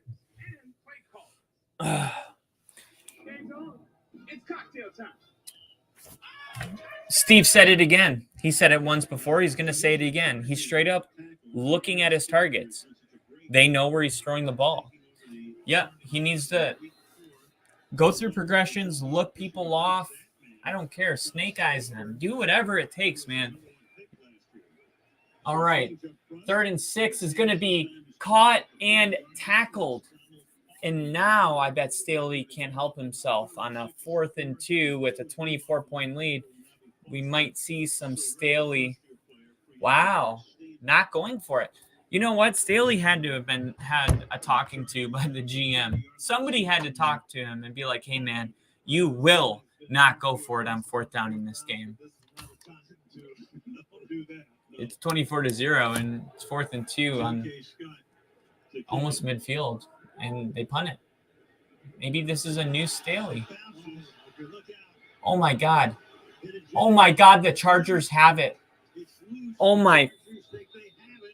The Chargers have the ball. The Chargers. Oh, my gosh. What was he doing? Why would you do that? Look at this. The ball bounces. And he thinks he's saving field position. Look, oh, it bounced in his head. It hit him in the head, so 39. That makes way more sense. I didn't know it hit his in the head. All I saw was 39 run into a bunch of Chargers and try to take the ball. It made no sense to me. I said, why in the world would he do that? I thought he was throwing the game or something. The punt hits him in the head. His own head. Could things get any worse for the Jags? 1st down is going to be a run, gain of 0. This is the worst first half of football I've seen in a long time. Damn it, man. I just want to see Jags play a good game. Let's go. Shit.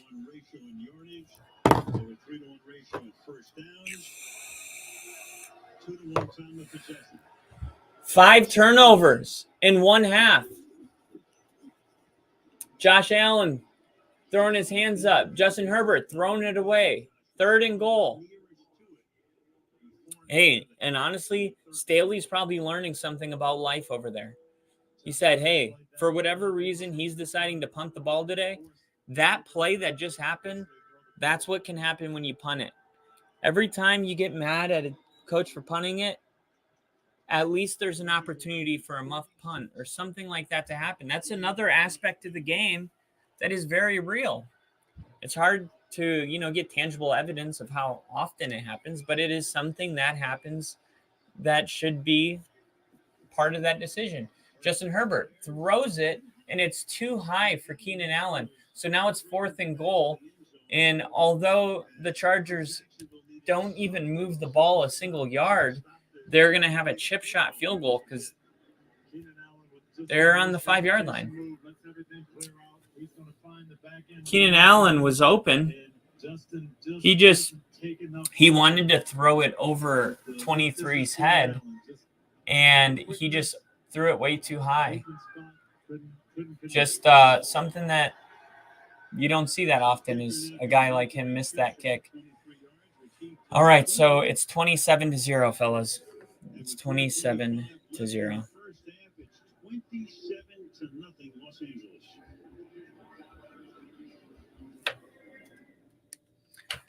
Well, have you guys ever heard the term the Chargers chargered?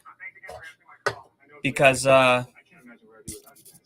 maybe it's possible. Maybe the Chargers can charge her. The glasses are obviously not good luck. Are you still there? Thanks so much.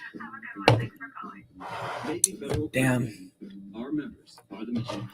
Said I've seen a player lose the ball in the lights and have it hit him in the helmet too. I want to say it was the 49ers, Dexter. Yeah, I've seen that where they kind of look up, get blinded by the light.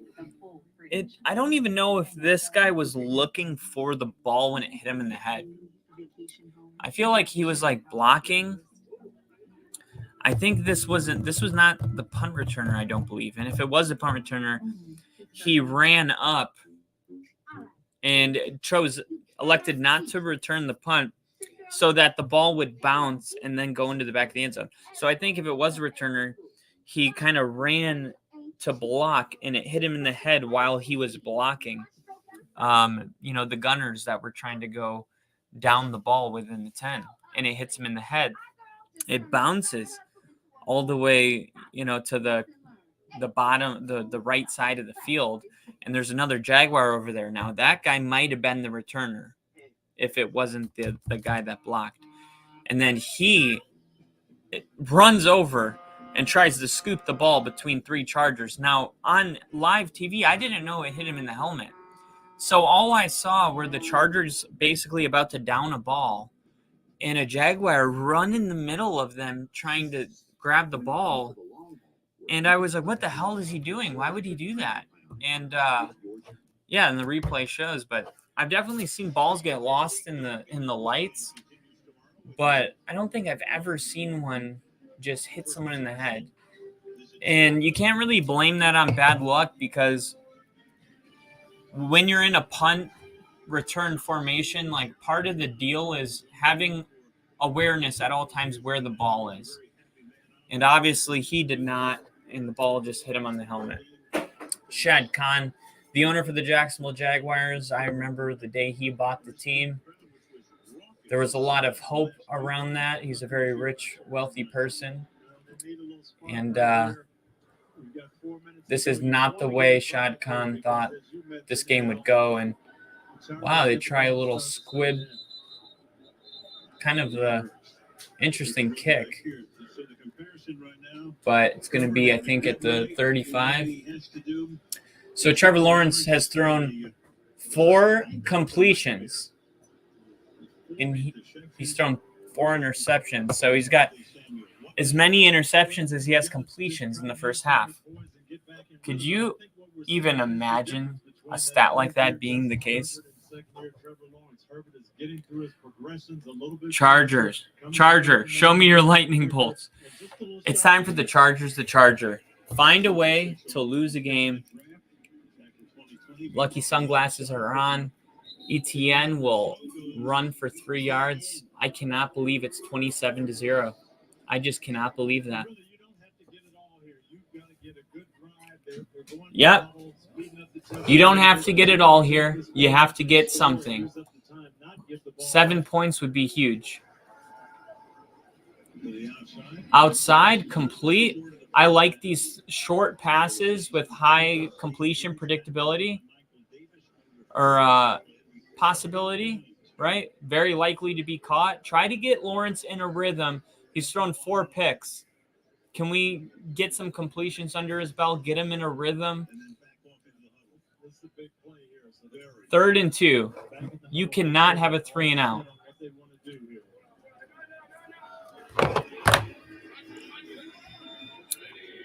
Pats came back 28-3 on the Falcons. We've seen it before. Lawrence shotgun throws it. Oh my gosh! Christian Kirk was wide open.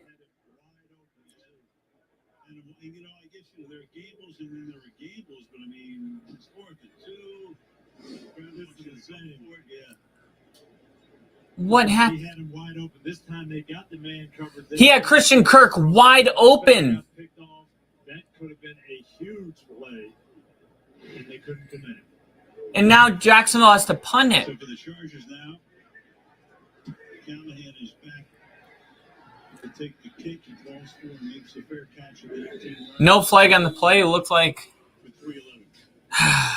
the punter tried his best to get that. Unbelievable. So we've seen it all. We've seen Trevor Lawrence get balls tipped. We saw holding. And we've just seen him suck as well. Last time the Patriots, Steelers, Colts, and Broncos missed the playoffs was 1990. What?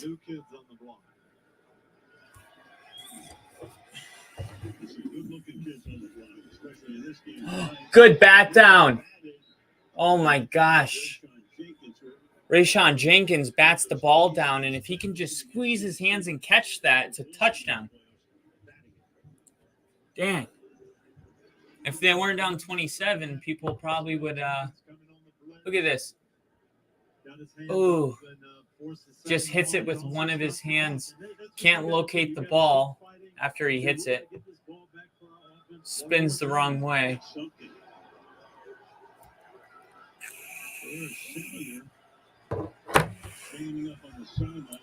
Jacksonville's defense looking like they want to send some pressure here, try to get something, and that's completed. Looks like a first down. They're going to mark him just short. And we only have 53 seconds until the 2-minute warning.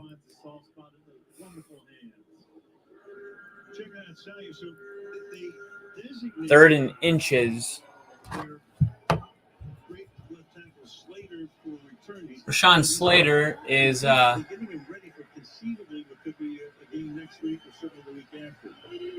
practicing on the sideline, seeing if he can go out again.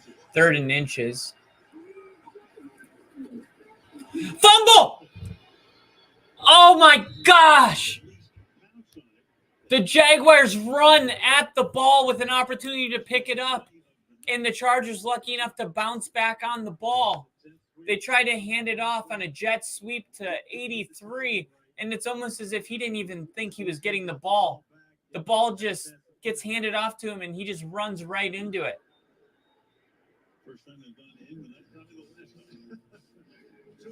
Good point. Al Michael says first time they went to him tonight, probably the last time. Young guy not making the most of his opportunity. Didn't even know the ball was coming his way. Welcome to the party. All right, so Jacksonville will receive the ball one more time before the end of the second half. If they can score a touchdown, it'll be a 20-point game. That would be, I don't know. I feel like that just feels a lot different than 27. Because you don't have to get it all back in one drive. And I know it feels that way right now. If you're down 27 in the playoffs, it feels like, you just need something amazing to happen. But you really don't. You need to score a touchdown on this drive, make it a 20-point game, stop the Chargers on their opening drive in the third quarter, and score on that drive. And it's a 13-point game. Assuming that the time between you stopping the Chargers on their first drive and scoring a touchdown only takes about, let's say, 6 minutes. You found yourself in a 2-possession game with 9 minutes left in the third quarter. There's no reason to panic, even though it looks really bad right now. You need to start playing complementary football. And what I just saw from Jacksonville's defense showed that they can do that. But if the offense doesn't start taking advantage of Jacksonville's defense playing well, I don't see things going very well, because they're only going to be able to get Herbert off the field like that so many times. There's only going to be players that don't know that they're getting the ball handed off to them, and they fumble it so many times. Whether Jacksonville realizes it or not, they have had opportunities presented to come back into this game. That last 3rd and 3, Christian Kirk was wide open in the middle of the field. And Trevor Lawrence was like, he tried to throw the ball, and he was so nervous. He was shaking so bad that he threw the ball, let go of it weird and awkward, and it just missed a wide open receiver. It's just get back into playing football. Forget about the score for a little bit. If I'm Doug Peterson, I'm going up to Trevor Lawrence and I'm saying something along the lines of, there's 2 minutes left in the game. We're down 3. That's how I want you to play every drive. Or even better, 5 minutes left in the game, down 7. Ooh, Jacksonville will return this one, and they're at the 50 when he picks it up, and he takes it all the way to the 47. So Jacksonville starts this drive in their own territory. That's a positive. Trevor Lawrence's first attempted pass in this game was an interception, and that would be an indicator of how this first half would go.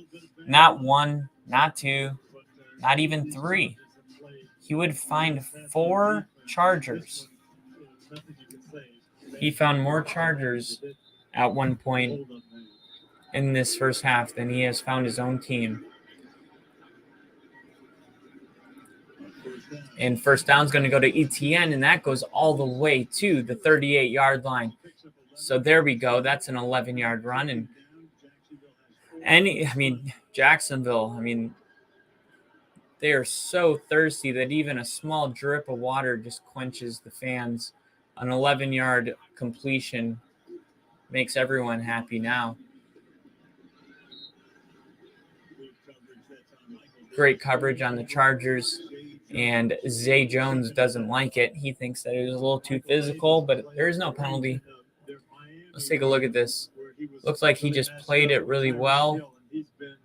That's just great defense. Absolutely no penalty there. Really playing tight on these intermediate routes.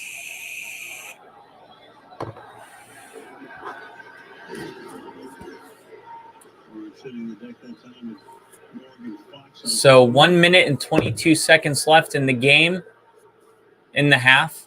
I've done that twice today. And Jacksonville burns their first timeout, so they're going to burn one here.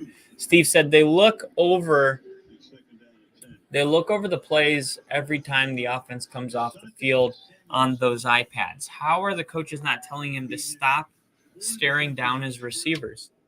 That's a great question. Unfortunately, I don't know. For all we know, the coaches have said exactly that. But Trevor Lawrence being one of the highest graded quarterbacks out of college and in the history of the NFL, I assume that those are things that he can look at on a tablet and know himself. So even if they're not telling him, like, he should know that. He's a very high IQ quarterback. ETN will get the ball on a swing pass here, and that'll be a gain of 4.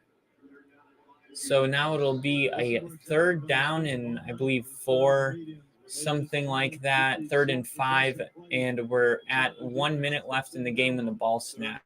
In the half. Shit. Christian Kirk is met and hit immediately, and now they're going to – do you go for it? They're going to call timeout. Do you go for it here? Because if you kick a field goal here, it's 24 points. I've seen the Chargers give up 24 points on Monday Night Football to Peyton Manning. It was 24-0 at the half, and the Broncos ended up winning that game 35-24. 35-24. It was not even – it was an amazing game to watch. I mean, 24 points is – you can come back from that, but you go for it here and don't get it. Now there's 2 times that you went for it on 4th down. You could have 6 points. You could be a 21-point game. It's 4th and 1. So they gave him forward progress. That changes everything a little bit. See what they do here. Trevor Lawrence is in shotgun formation. This is a play that they have to have. Trevor Lawrence right down the middle. And that's complete for a Jacksonville 1st down. All the way to, I believe, the 14-yard line. There's 34 seconds left. Jacksonville only 1 timeout. Trevor Lawrence snaps this ball, and who stops it here? Staley's going to take a timeout, try to get his team in order. Jacksonville trying to move pretty fast. 30 seconds left in the 1st half. Jacksonville still scoreless. Chargers 27. Thank you guys for being with us. Chargers called a timeout, so I might as well say thank you for watching this episode of Only Football Streaming Playoffs, brought to you by Star 6 Media. You guys are awesome, and I'm just glad we get to watch this game together.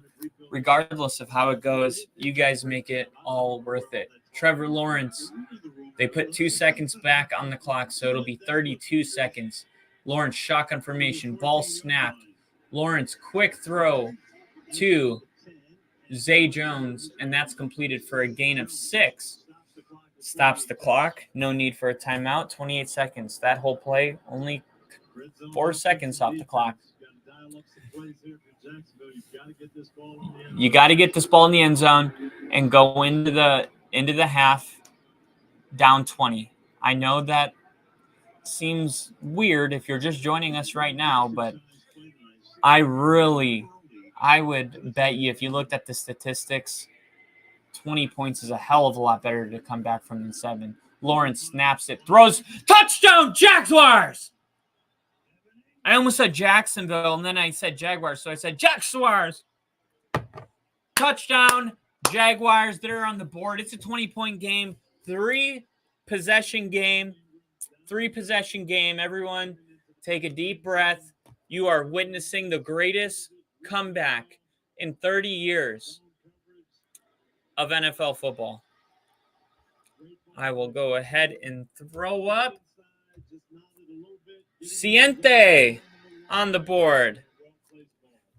Jacksonville's extra point is good. So, Jacksonville, Ciente, 7-27, 24 seconds left in the second quarter or first half, however you slice the cake. Doug Peterson, man, that first touchdown must feel like an entire world is off their shoulders. And maybe now they can go out there and just play football.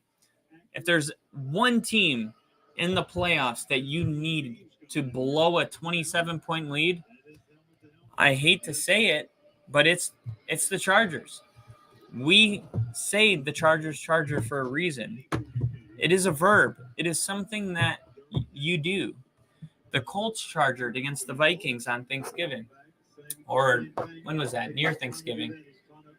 I think that was on No, that wasn't on Thanksgiving. Why did that game feel so special? I think that game was... Man, I can't remember. Was that just a regular Sunday? I guess so. I guess every Sunday feels like a holiday to me. So this ball's kicked off. The Chargers will return this one. He takes it out. He crosses the 10. He's crossed 15, and he slides down. He slides down. Now, I think that was the same guy that fumbled the ball.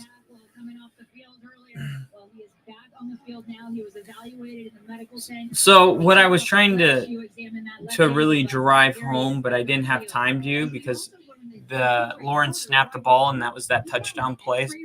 I'm glad I stopped. And pretty sure, yeah, you're just going to get a kneel down here from the Chargers. Yep. So the first half is at a conclusion, 27-7. I was saying that if you statistically looked at it, I bet you the chances of coming back from 20 points is so much more likely than 27. It feels a lot different, 20 versus 27. They got some stuff that they need to brush up on. Here's Doug Peterson. We got to keep chipping away. Our season's come down to this. We put ourselves in a hole. And, we just got to keep chipping away. That's going to be the message. What do you say to Trevor Lawrence? Really? Outside of just taking care of the football? Tip ball. Force some things. We just got to settle down. We got the drive at the end of the half. We need more of that. Maybe go a little bit up tempo. And that is straight from the field in Duval County. You heard it. Doug Peterson. We need to slow down, but we need to go up tempo. We need to get settled down, but we need to go up tempo. I guess both things can be true. They do sound like antonyms a little bit. How do you get settled in and also go up tempo? Well, you just got to be comfortable and relaxed and remember who you are, I think.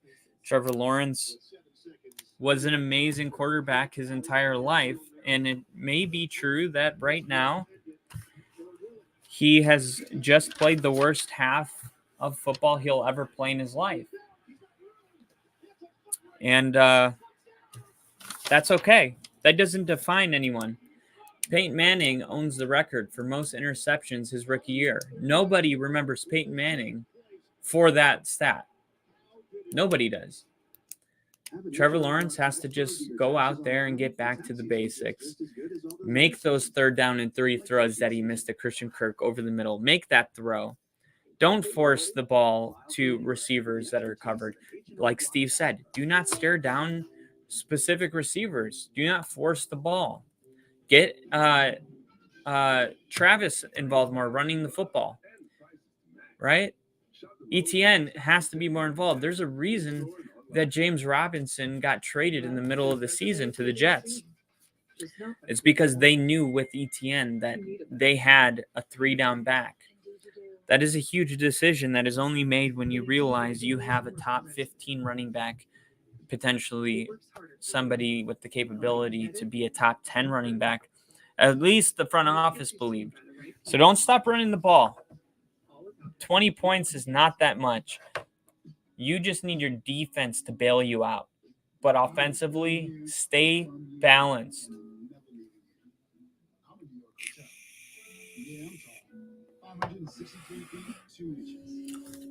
20-point game. You make one more score, and it's 13 points, and you can start mentally seeing a path. 13 points is 2 touchdowns.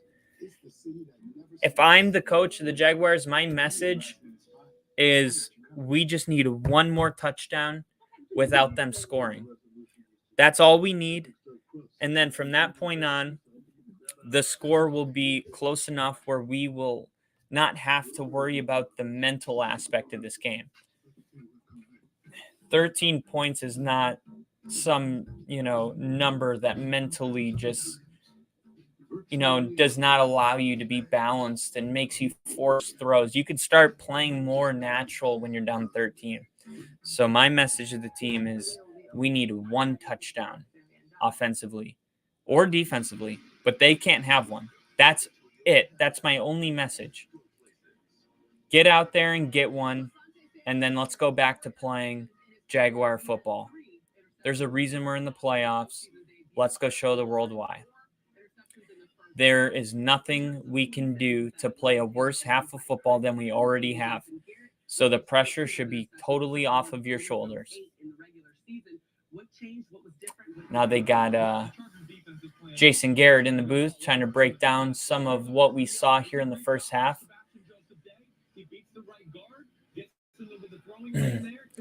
Yep. The Chargers have been, I would say, better at the line. There was that missed call on his second pick. So the first two picks, to me, were not Trevor Lawrence's fault. That third one was just blatantly bad. I mean, that was just him staring down the receiver.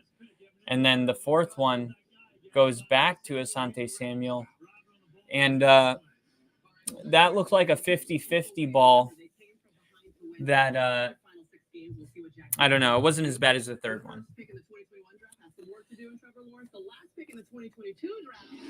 Steve said, yes. Wait. Let me start. They look. Yes, good point. They need some points before the half for sure. Oh, okay. I was late on that one. 6:50. Said, now watch SD make a kickoff return for a touchdown. Oh, man. That would be the downfall right there. Brock Purdy winning that game today, going hugging and kissing his fiance and his dad and his mom.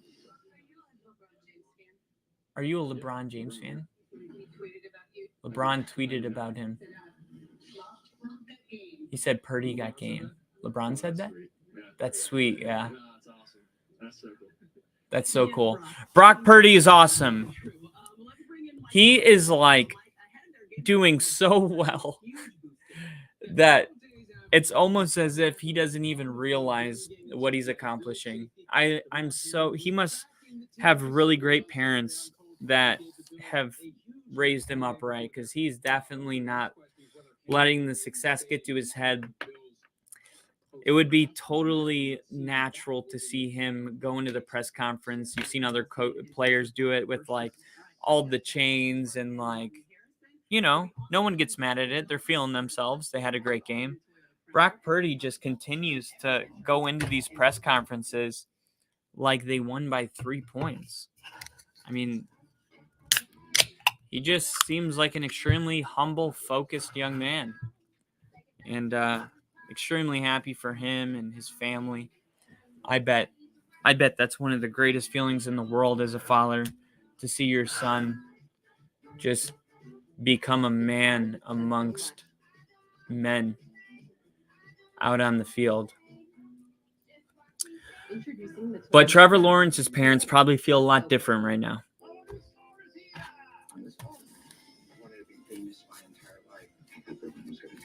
It's funny, Brock Purdy being a rookie and, obviously where he's drafted, you see all these pictures of his family and his mom and his dad.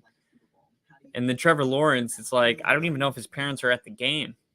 It's like they treat Trevor Lawrence like he's, some old man. Like, why would we show his parents? He's, been in the league only 1 year longer. I want to see if Trevor Lawrence has got some family and support in the stadium today. I cannot get over how Jack Collinsworth sounds so much like his dad, Chris Collinsworth. It is so weird. I've never had 3 picks. I've had 2 picks multiple times. But I'll tell you, the real MVP of the first half is Brandon Staley. I mean, the way he's been able to switch up coverages, playing man, playing zone and pressure. I'll tell you, he has Trevor Lawrence completely confused. But also in the second half, if I'm the Jags defensive coordinator, I want to play more man-to-man coverage. I want to attack. I want to put more man-to-man coverage for Jacksonville. attack more, get Trayvon Walker and Josh Allen after the quarterback, put some pressure on Herbert. Just felt like it was happening fast from the very beginning. Third quarter coming up next. Chargers very real in the AFC. See, this is another one of those scenarios where the Chargers may very well win this game. I mean, they're up 20 points, but I don't necessarily think that this game proves that the Chargers are some dominant force to be reckoned with. I just think Jacksonville has just made every possible mistake that they could make in one half. It's almost as if they intentionally tried to, be down a large margin. This is what it would have looked like. It would have looked like 4 interceptions. It would have looked like a punt hitting somebody in the back of the head. It would have looked like a 3rd and 3 that could have went for 50 yards being misthrown, wide open targets. Sure. I mean, the Chargers capitalized on all those opportunities, but I don't want to hear that the Chargers after this game dude, I saw the Broncos beat this team last week. A Broncos team with nothing to play for, without most of our players. If the Chargers are this damn good, then the Broncos are even better. And if that's true, then we're going to be watching the Broncos in the playoffs next year.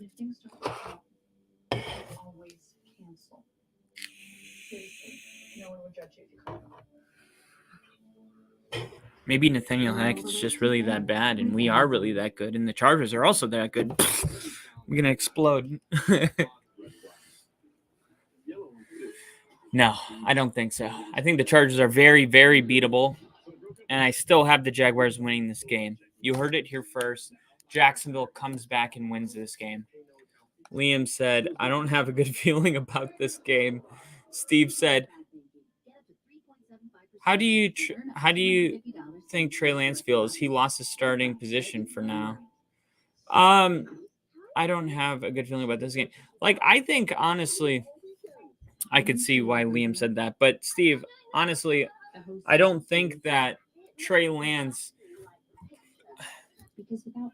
I mean, he probably feels bad. He probably is, a lot of people say, oh, you should be happy when your teammates have success. But, I mean, if it costs you millions of dollars, that's not a good thing. So, yeah, I bet Trey Lance is really mad. But, I don't really care about that because I think that in all things in life, the best player, the best employee, the best husband, the best everything should be not just celebrated, but should be the one that is chosen. Brock Purdy did do a lot better than Trey Lance, and it was a small sample size. We're going to need to see more of Trey Lance, maybe in some kind of preseason quarterback competition scenario. But honestly, if Brock Purdy goes on to the Super Bowl, there shouldn't be a competition, in my opinion. And the fact that Kyle Shanahan gave up so much to go up into the draft and draft Trey Lance, you can miss on a lot of picks, but as a coach, your legacy a lot of times really falls on who did you draft in the first round and who did they become. The way for Kyle Shanahan to kind of save his ass, in my opinion, is to not play Trey Lance. Don't do a quarterback competition. Trade him for a first-round pick to a team that needs a quarterback, like Houston, maybe even Tennessee, maybe the Jets. Go let Trey Lance go somewhere else, and they can experiment on Trey Lance. Do not have that experiment yourself and end up decreasing his value when you already have a quarterback that is clearly worthy of starting in the league. That's my opinion on it. If I were in the front office of San Francisco, I would say we can absolutely not show the world Trey Lance isn't capable of starting in the league. His stock is high, and we're going to sell him high. We're going to get that first-round pick back. And if they are going about it any other way, I completely disagree.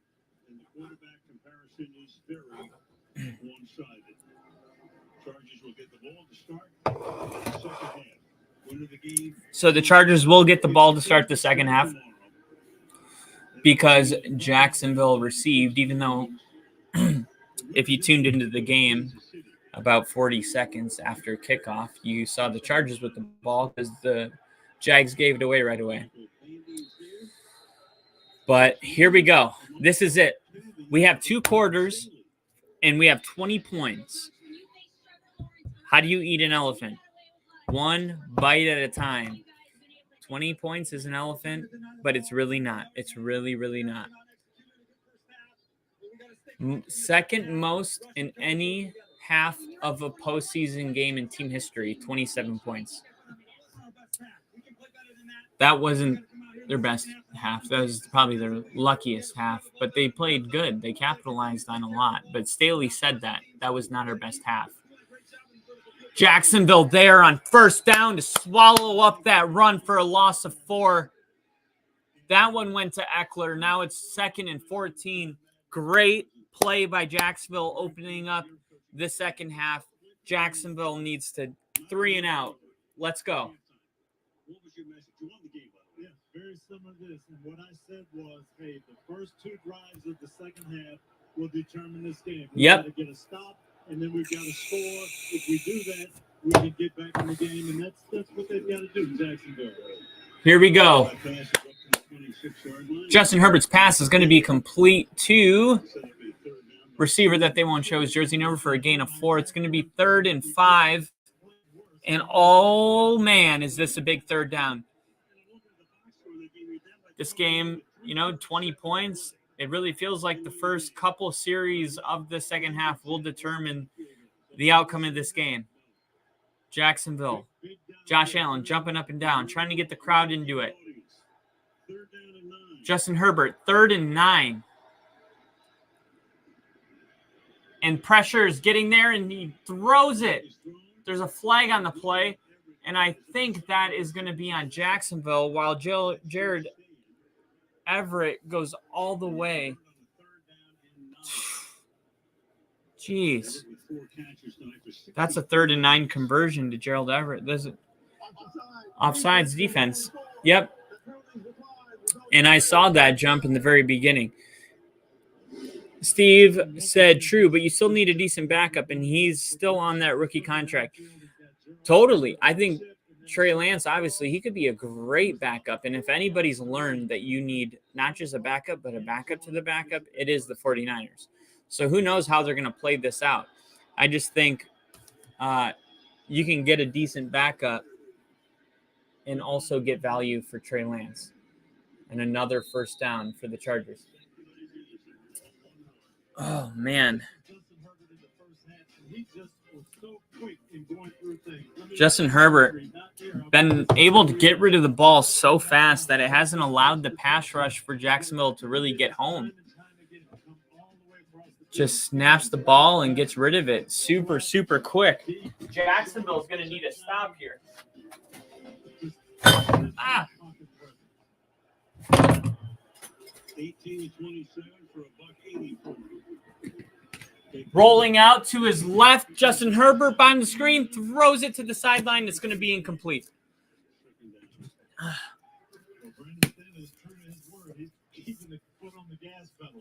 They were taking a shot there, play action, looked deep, didn't have it. Chargers taking a shot way downfield.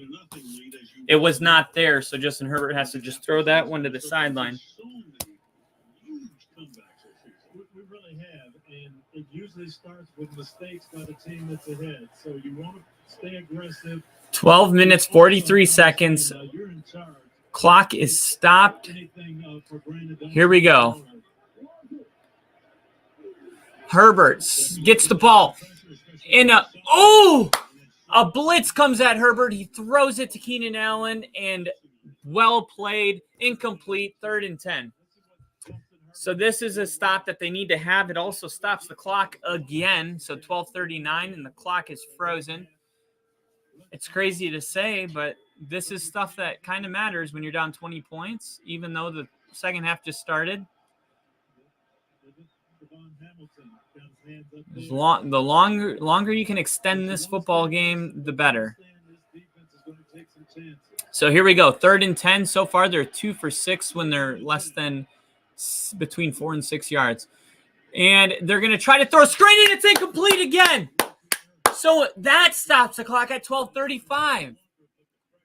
So they go 3 passes in a row, and those 3 plays take up a total of maybe 10 seconds.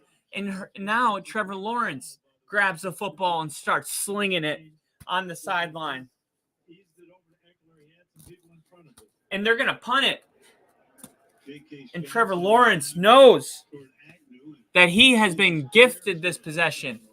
So now that the Chargers didn't score on that opening drive, we can kind of forget about Trevor Lawrence throwing that interception to start the game. But we need a touchdown on this drive because they got a touchdown on theirs. You really want to neutralize what happened in that opening drive? Score right now. And then all of a sudden it's a 13-point game. I hope you guys haven't lost any hope because I know I haven't. I have a really good feeling about this, and I can't believe I'm saying this, but I kind of trust the home team in these situations. Like, it is really hard to come back from 33 points, but Minnesota did it because they were at home, and I really believed in that. When the momentum shifts, it is very important to be at home. See, the Chargers had all the momentum in the first half, but they are on the road, so it didn't really feel like, oh, the Chargers have so much momentum. It just felt like, oh, they're making a lot of great plays and they're capitalizing on Jacksonville's mistakes. If Jacksonville can start scoring, you're going to feel it through the TV. That momentum, that feeling of 76,000 fans believing, the power of believing. It's a real thing. And they can score right here. And you bet if they score on this drive, they are going to be screaming their heads off on the next drive. Because that next drive would mean a stop and a score, means a 6-point game. We're in the third quarter and it's a 6-point game. I don't understand people, to just take it one level further, I really don't understand people that give up on games. It's like, it's so easy to see how you can see the path of them getting back into this game. Steve said, did you see right now they showed Herbert going through his reads? His eyes never fixed on only one receiver until he threw it. Absolutely, Steve. I believe that Justin Herbert is a top 5 quarterback in the league. I caught a lot of slack for saying that on our last podcast. I'm not sure who. 34-2 at Clemson, Trevor Lawrence. Damn. I'm not. It's just people didn't like it. They said that he wasn't a top 5 quarterback, and I disagree. I think that Justin Herbert is going to be a very good quarterback for a very long time. But right now, it's time for Trevor Lawrence to prove who he is, and he's going to be in shotgun formation, and they're going to run it with ETN, and he's going to gain 3. Ref going to call it 4 yards on the carry.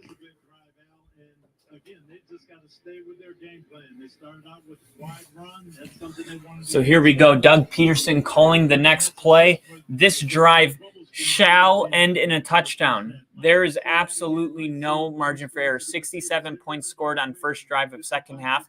That's the most in the NFL for the Jaguars. They have always been a second half team.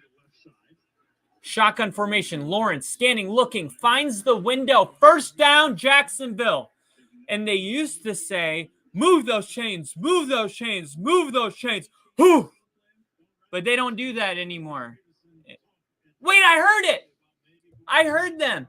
Dude, my aunt's a liar. She just went to the game and she said, they don't even do move those chains anymore. So here I am telling you guys that, and I can hear them on the TV. Don't believe gouge. At least don't repeat it until you know it to be true. They still move those chains. Lawrence, shotgun formation, scanning, throwing complete, gain of 7. Jacksonville going a higher tempo, 11:09 and counting. No huddle. That one was to Evan Ingram. Refs blow a whistle. 4-2 Chargers down. Number 9 gets back up pretty quick, and Michael Davis stays on the ground for the Chargers. And some fans booing. Obviously, if you're new to football, they're not booing the injury. They are booing the possibility that he is pretending to be hurt to kind of stop the momentum from Jacksonville. But I don't believe that's what's happening at all after watching the replay. So Jacksonville looking pretty solid on. So the stat, I don't know if I got it out clearly. They have the most points in the NFL starting the second half. So a lot of slow starts, but like I said, the 3 touchdown passes in the 4th against the Ravens, their second half team. And I said it when they were down, I think they were down 17 points. No, they were down 10 points. I said, if Jacksonville can simulate how they feel when they start the second half and they're down, like if they can do that right now, I think it's a good thing that they're down 10. They can get into that zone with, 6 minutes in the first. They never quite did, though, and now we're just hoping that they can get into that zone at all. And it's starting to feel like they are getting closer to that. They get the touchdown. They don't get a 3 and out. They only give up 1 big play, though. Then they punt it, and Jacksonville picks up a couple first downs. And it's starting to feel like there's a pulse in Duval. Steve said, wasn't me. I'm just not sold on their coach is good enough to take them to the Super Bowl, but Herbert has looked good overall to me. So Steve saying Justin Herbert is good enough to go to the Super Bowl and win one. I agree. And Steve, I said the same thing. I said, we don't even know how good Herbert is yet because I believe Staley's been holding him back. And yeah, I think Herbert is a phenomenal young quarterback. He's the only quarterback in the NFL to throw for 4,000 yards in his first 3 seasons. I think I'm reciting that correctly. Nobody has ever thrown as many yards as he has in his first 3 years. So, I mean, if you don't believe in Herbert, just look at the numbers, man. I mean, he is a phenomenal young quarterback, and he's going to be great for a very long time. And I think he's definitely going to be better than Phillip Rivers, who in a way is kind of he was the successor of Phillip Rivers.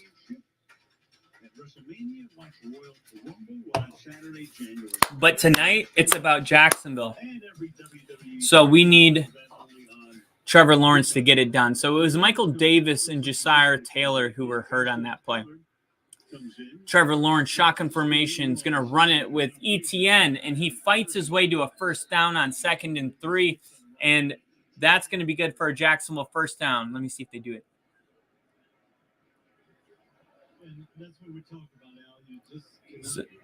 So they are doing the move those chains. It's just not as potent as it once was. 10 minutes and 30 seconds. I don't think you need to pick up the tempo. I really don't. You can take the whole 10 minutes on this drive. As long as you get 1 touchdown and go into the 4th quarter and it's a 2-possession game, you're in good shape.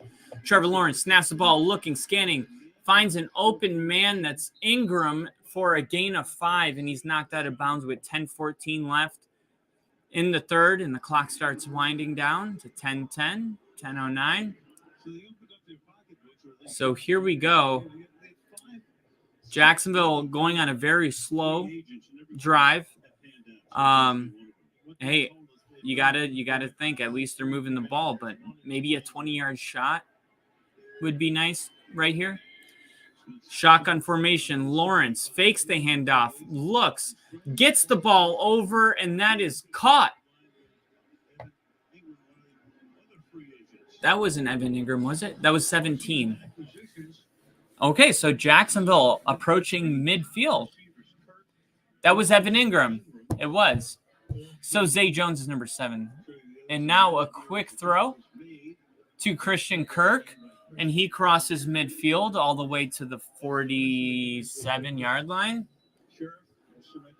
So Jacksonville starting to move with a sense of urgency. And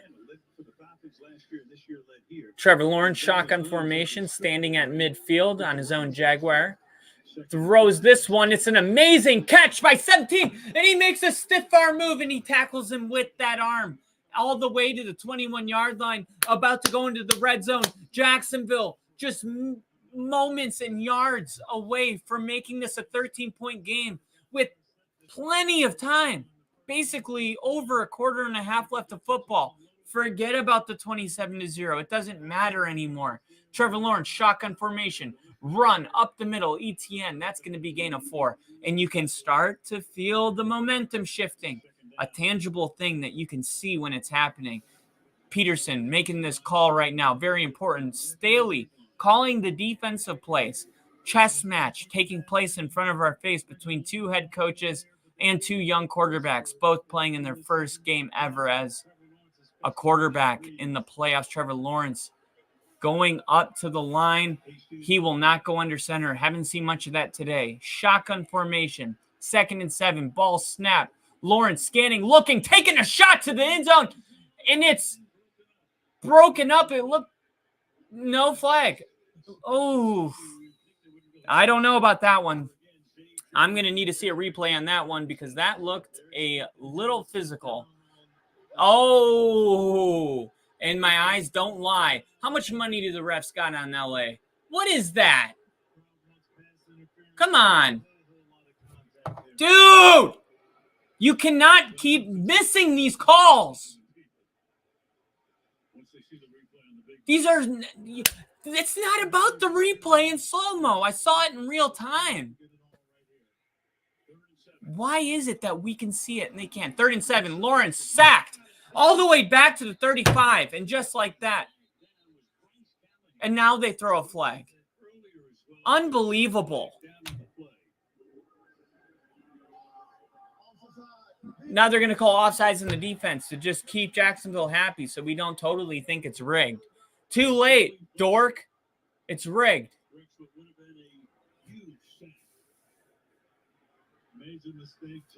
Dude. Unbelievable, man. Look at this. Let's see this play with Joey Bosa. Right now he's behind the line. That wasn't even a penalty. I swear it feels like they called the weirdest ones. That could have never been called. And whatever, dude. It's 3rd and 2. Lawrence's shotgun. ETN coming back in motion. They're going to swing it out to him. He sees what he's got to do, and he makes it happen all the way to the 6-yard line. First down, Jacksonville on the legs of ETN. And Jacksonville dodges a bullet. 1 second ago, they were sacked at the 35. Now they're on the 6-yard line. What a change of events. You know, the Jags might have to win this game in spite of the Zebras blowing it, because that's literally what they're doing. I think the refs are on their knees the whole game, just blowing the game. It is not even close. He wasn't offside. All right. Gosh, Trevor Lawrence, shotgun formation. Quick throw right over the hands of number 8, and he's going to get 3 yards, take it to the 5-yard line. 2nd and goal. 6 minutes and 45 seconds left in the third and counting. Jacksonville trying to get a touchdown. It would be nice if they could get it before we go under 6 minutes. Because if I would have told you when it was 27-0 that Jacksonville's down 13 points, 6 minutes in the third, it doesn't really matter that they were ever down 27. But will they be able to forget about it and play free and play relaxed? Here we go. Trevor Lawrence under center. And now they're going to pitch it. And ETN running up the middle. All the way to the 1-yard line. A very powerful run. It looked like there was nothing there. And he fought and got there. Look at this run. This is a beautiful run. This run won't be played on ESPN Top 10, but it is beautiful. It is beautiful. He did a lot with nothing on a very crucial down to set his team up for a 3rd and 1 on the goal line. That is the difference between 3 and 7. Now, what is going to be the play call here on 3rd and 1? Chargers playing like they're going to stop the run. Oh, my goodness, and there's a flag on the play, and it is the saving grace because that play looked broken from the beginning. Oh, my goodness, it's going to be a delay of game on the offense. You literally are on the 1-yard line, and you can't get a playoff. So now it's 3rd and 6 on the goal line. Dude, that is unimaginable. You're down 20 points. You have got – why are you walking so damn slow? Get up there and snap the ball. What is this? Dude, we're trying to win a game here. Come on. So now running seems to be not really a viable option. Lawrence, shotgun formation. He's got the ball. He's scanning. He's looking. He throws it. He's got a wide open receiver. It's Jones Jr. Touchdown, Duval County. And it's a 13-point game with 5 minutes and 11 seconds left. Forget everything that you ever saw. Pretend you just turned on your TV and it's 13-0. This is a ball game. 13-0. They can do whatever it is that they intend on doing. That is all they needed was 2 touchdowns without the Chargers scoring, and we got ourselves a ball game. If you exited this one early, it's never too late to come on back. We missed you. Welcome back to the rest of the Chargers-Jaguars ball game, and that's exactly what this is after the extra point goes through. This is a ball game. It's 27-14. This is only football. We're going to a commercial break, and I'm updating the ticker. 14 points, 2 possessions. You got to love it. Time to hit up those comments. Oh, y'all aren't in. Y'all are stuck in the game like I am. All focus. All focus, no play. So, gotta love that. Let's see if I got any fam at the game today. Usually, I do. Calvin Ridley also coming back next year for Jacksonville. That's going to be super, super clutch for them. Let's see. It is. Let's see. Who would be at the game? John Wyatt would be at the game. Let's see if he is. Nope, not at the game today, but he was at the last game. Here's some of my buddies in Jacksonville back at home at the Jaguars game. Hitting up those comments now that you guys typed one up so I wouldn't be embarrassed. Thank you, Liam and Casey. William said this game isn't over yet. Absolutely. Not even close. And Casey says big comeback possible. Absolutely. That is the love of the game right there.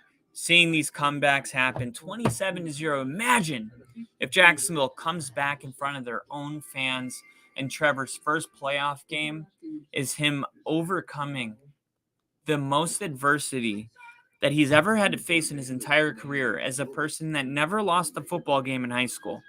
Then he goes into college and he wins national championship, goes undefeated, loses 2 games in his entire college career.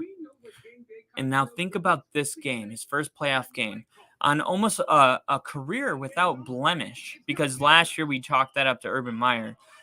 Honestly, collectively as a country, we've done that. That's Urban Meyer's blemish. That's not Trevor Lawrence. So he makes it to the playoffs, and he finds himself down 27-0. Now, if he can overcome a blemish that big in one half, in the middle of the game, is one of the greatest accomplishments of this young man's life.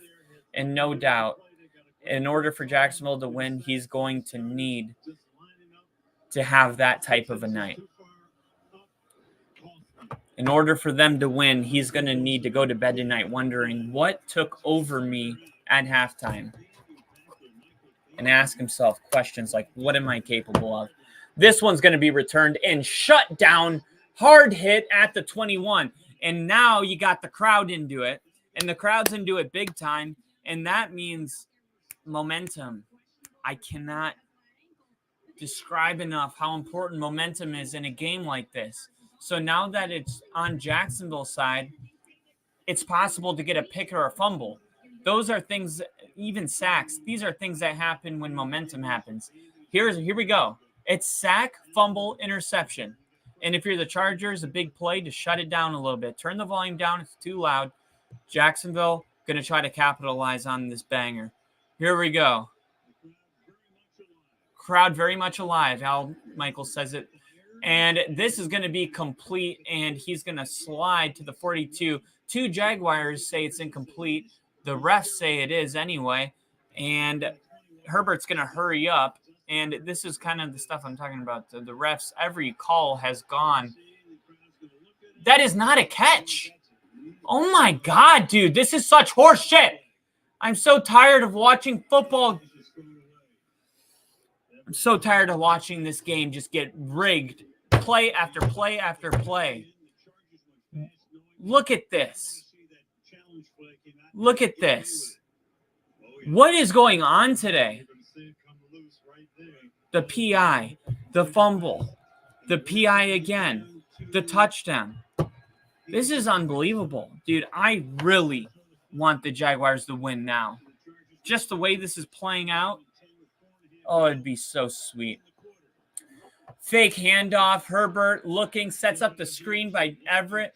That's going to be good all the way to he stays on his feet, and he's not falling. He goes all the way to the 31-yard line. And this is a stop Jacksonville had to have because it's a 13-point game, right? I guess a two-possession game if they get 16, but then you got to count on two-point conversions. You can't let them march downfield and get to the 30. They can get a couple first downs. They can't get down to field goal range. Come on, who's the captain on this defense? Let's go. Tighten it up. Get the crowd back into it. Turnover time. It's got to happen. Austin Eckler with the carry. Tries to get back to the line of scrimmage, and he won't. He's going to be down for a loss of at least one.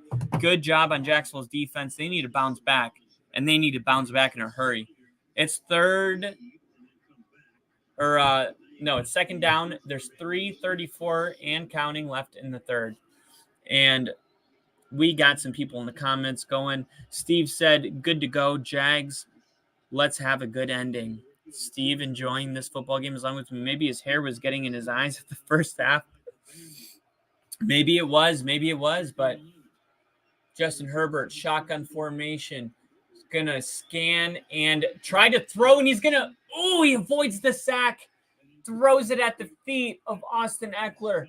As great of defensive play that was, you got to credit Justin Herbert having the awareness to not take a sack and throw it to a receiver because he was inside the box, no intentional grounding. That was just a high IQ play. That was never about being completed. That was about avoiding a negative play. Smart play by a guy playing in his first playoff game ever. Herbert, shotgun formation, crowd going absolutely bonkers. 3:07 in the game. The ball snap. Herbert scanning, looking, and the ball gets thrown out of bounds. It stops the clock, and we told you those are priceless. And now what we need is a missed field goal by Dicker the kicker, a guy the Chargers acquired in the middle of the season, a guy that Charger players that were mic'd up didn't even know his name when he was kicking a game-winning field goal. Look at the film. It's hilarious. He said, who's our kicker's name? Yeah, this is Cameron Dicker. They call him Dicker the kicker. And this is a 50-yard attempt. Can Jacksonville stop it? The kick is up, and it's right down the middle. It's money. So a 50-yard field goal. So the Chargers get 3. Okay, look, we can bend, but we can't break. You give them 3, now you get 7. That's got to be the rule. Hey, if we give up 3, then we have to get 7. Ideally, you give up 0, you get 7. But if they can get 7 on this next drive, it's a 9-point game. If you go into the fourth quarter with a 9-point game, look, I'm not going to say that it's over. Ideally, they would have never given up that one big play to Gerald Everett, the tight end for the Chargers. That's kind of the turning point of that whole drive. There is still plenty of time left. Liam Wolf keeping up the good vibes in the chat. I appreciate it, Liam. I back Duval, and I believe that they can get this done. They just need to go play some complimentary football from here on out. And it starts with a must-have touchdown on this drive. Come on, let's score a touchdown. He's taking it out. Make it a 9-point game, baby. He crosses the 10. He crosses the 20. He's all the way to the 30. He's still on his feet to the 32-yard line. Trevor Lawrence comes back out with 2:51 in the third quarter. And it's first down and about 68 yards, 69 yards to go. Is he at the 31-yard? 69 yards to score. You love to see it. Here we go. Trevor Lawrence in the huddle, calling his play.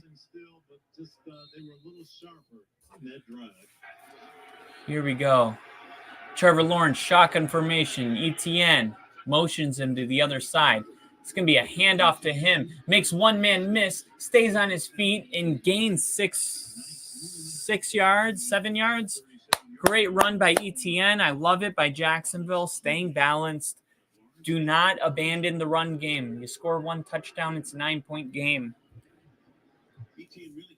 Imagine you turned on the fourth quarter, and it was 12-3. Nobody would say it's over, so we shouldn't either. Let's go. Make it a 9-point game. Let's take one shot. We need one big play, man. Here we go. To the sideline. There it is. Caught all the way to the 49-yard line. 2 minutes and 5, 2 minutes and 4, 2 minutes and 3. Great catch. I believe that was Zay Jones, number 11. And they are going no huddle offensively. That is Zay Jones Jr. And we've seen this play a couple times. Just a quick stop, turn around, and then his ability to not be tackled that first time. We've seen that a couple times. First down, crosses the 50. ETN all the way. Gain of 8 yards, and they're going no huddle. They're trying to go fast. Jacksonville wants to go into the fourth quarter in a 9-point game. It is clear that that is their goal. If they can do that, the whole dynamic changes. Lawrence, shotgun. And he does a pretend quarterback keeper, and he fakes it for the last possible second till he lets go, takes a hit. First down. So Jacksonville moving down Chargers territory. Doug Peterson calling the play. Staley, that chess match. We talked about it. Here we go. They're lining back up. First down. Lawrence, shotgun formation. 63. Changing the play at the line. Is this Trevor Lawrence settled down? The confidence to manipulate the line of scrimmage? Well, let's see. He's taking a shot downfield, and he's got a wide open receiver. That's my dog right there. That's what he does. He's back. Woo! Did we call that or what? Trevor Lawrence goes up to the line of scrimmage to manipulate change, call a different play, read a defense, and be who he's always been, made out to be, a godsend at quarterback. He finally taps into it with 48 seconds left in the third quarter and throws a 52-yard touchdown pass. That's Trevor Lawrence. We got a 9-point ball game. They're going for 2 to make it a 1-possession game. A 2-point conversion here will bring this game within 8 points. This is only football. We are having a journey tonight. Trevor Lawrence lined up for the 2-point conversion. Peyton Manning-esque, trying to shut the crowd up. He can't even, doesn't want to have a false start. Sending Zay Jones in motion. It's going to be a snap. He looks at the quick throw. It's not there. He fires it overhead, and it's incomplete. It's going to keep it a 10-point game for the moment, but you got to feel good. If you turn this game on, you just got back from golfing, you missed everything, 30-20, you don't even realize what you missed. Hey, right now, Tony Dungy is saying on the national TV what we said live as a show. that he went up, that he audibled, that he did that because he was settling in. Look, we just did that as a family. I feel like that was a big dub for our channel. Man, TD coming, KC. Amazing, amazing. Now there's a flag. What is delayed game, Los Angeles number 97? That's Bosa. It'll be enforced on the kickoff. It doesn't really matter see, that's the problem when they move the kick all the way back to the 25, is that when they have that 15-yard penalty, it doesn't matter because it just goes through the upright, and 90% of the time they don't return it anyway. So it's almost like the perfect time to have a unsportsmanlike conduct penalties after a PA or a failed 2-point conversion. Let's see what this is. He thinks he got held. He said something to Sean Smith. Wow. He said something to the ref, and the ref threw the flag. I'll tell you what, Nick Bosa is – no, I can't say that. I just really don't like the Chargers, I think. But I just like Nick Bosa so much more than Joey Bosa. I know that they're cut from the same cloth. Apples fall from the same tree, but Nick Bosa just seems a lot more poised. And they do a great job. We talked about that. We just talked about how the penalty doesn't matter. Well, they find a way to kick the ball super high to where it had to be returned. And let's see, where are they going to mark this one? That was a very, very good play on the special teams. And Trevor Lawrence, he's going over to the offense and having some words. He's saying, guys, we're still in this game. Tighten it up. This just feels like Jacksonville has got this game back under control. But can their defense maintain? The handoff goes to Eckler, and he's looking for somewhere to run, and he gets shut down at the line of scrimmage. 32, 31, 30, 29, 28. Second down, 30 seconds left in the third quarter. Hitting up the chat. Steve said, maybe one Bosa is adopted. I don't know. Don't want to speculate. My dad was adopted. People are adopted. It's okay. But I just think Nick Bosa is just a lot better of a football player from what I've seen in my time. I'm sure Joey Bosa has potential, but I'm a Nick Bosa guy. I think he's funnier. Have you ever listened to Nick Bosa mic'd up? He's freaking hilarious. Well, on that note, we were talking about Nick Bosa because the game was not on because the Chargers were letting it run out intentionally. It's going to be 2nd and 10, fourth quarter with 15 minutes left when we come back from this commercial break. The Jacksonville Jaguars have one quarter for the rest of their lives. As Tim Tebow would say at halftime when he played for Florida in the national championship, we have one quarter for the rest of our lives. They are down 10 points at this particular moment in time, as Stephen A. Smith would say. But the fact of the matter is they went to halftime down 20, and now they're down 10, which means they closed the margin in the third quarter by 10, which means if they can do that again, then we will have overtime in Duval County. Am I right? Can I get a hell yeah for some overtime? Give me a cheers. Subscribe. Steve said maybe. Oh, okay. I read that one already. Man, what a freaking game, dude. Hey, what's up, Hayes? This is my dog, Hayes. He's a good boy. Came out, saw that we were watching football, having a good time. He knows how to feel the energy. Said, hey, man, I want to go sit in there and hang out. Oh. So who do you guys have? I think I asked in the last game. Going into the fourth, I said, who do you have?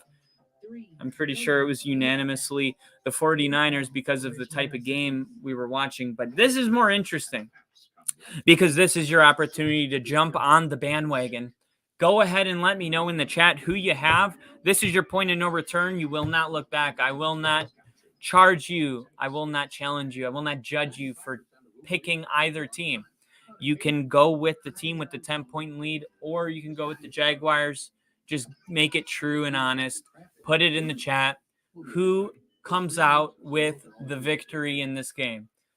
Is it the Jacksonville Jaguars performing the most unlikely comeback in 30 years that only Steve was around to see the last one? No, not an old joke, Steve. I'm just saying. And Liam Wolf says Jaguars.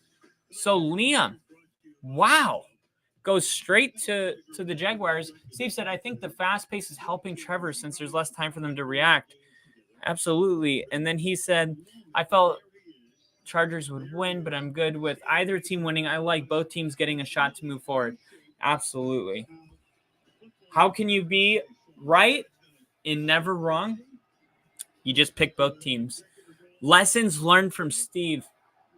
Go with both of them. Right now, there's going to be a play. Let's see who it is. Is this false start? False start. False start. The crowd noise is getting to them.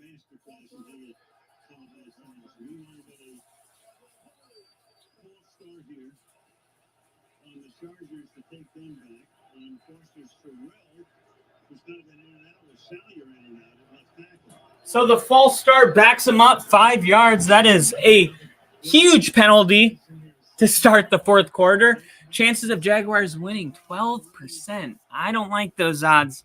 I got a little more faith than that, Bob. Here we go. Herbert standing at his 10-yard line, shotgun formation. And the fourth quarter is officially underway. Scanning, looking, finds a receiver downfield. It's complete for a gain of 4. And that's Joshua Palmer. And he just found a wide open hole there. We're going to need to see some kind of defensive play here. Come on. He goes through all of his progressions. It's almost as if he doesn't even feel that there's anybody out there but him. Amazing poise by Herbert. So it's 1st and 10. Herbert, shotgun formation. He's going to hand this ball off. This one is going to be a gain of 2, maybe 3 if they're generous.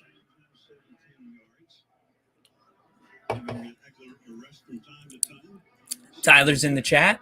You know how he is. He says I'm drunk every time he comes in. Welcome. Everybody, welcome, Tyler. 14 minutes and counting. 30-20. If you're just joining us right now, which it seems Tyler is, I am going for Jacksonville, and I have been all game. Herbert, shotgun formation.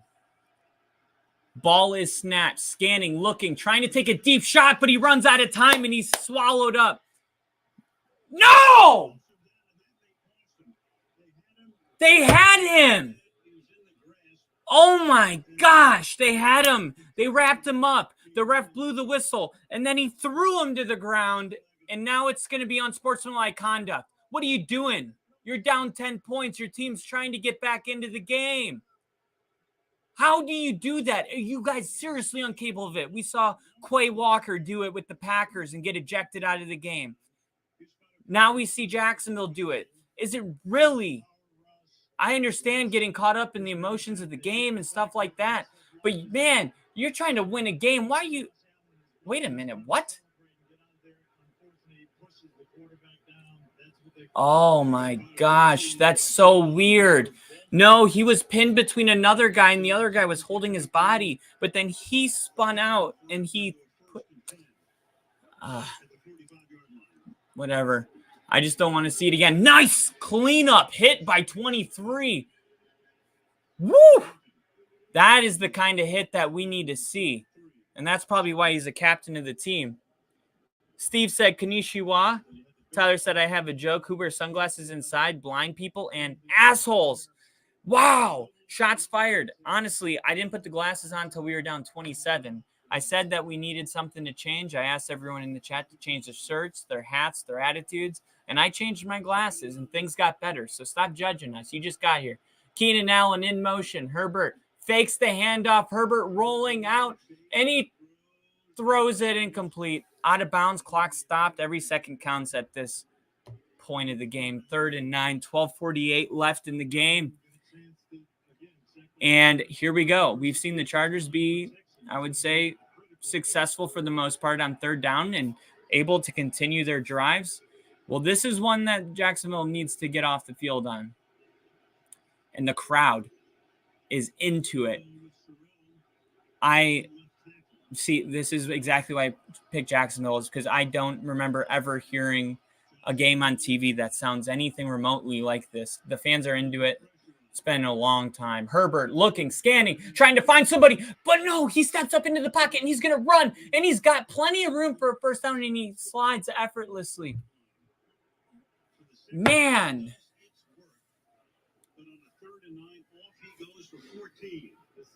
So they keep getting into these third downs that they just keep converting on.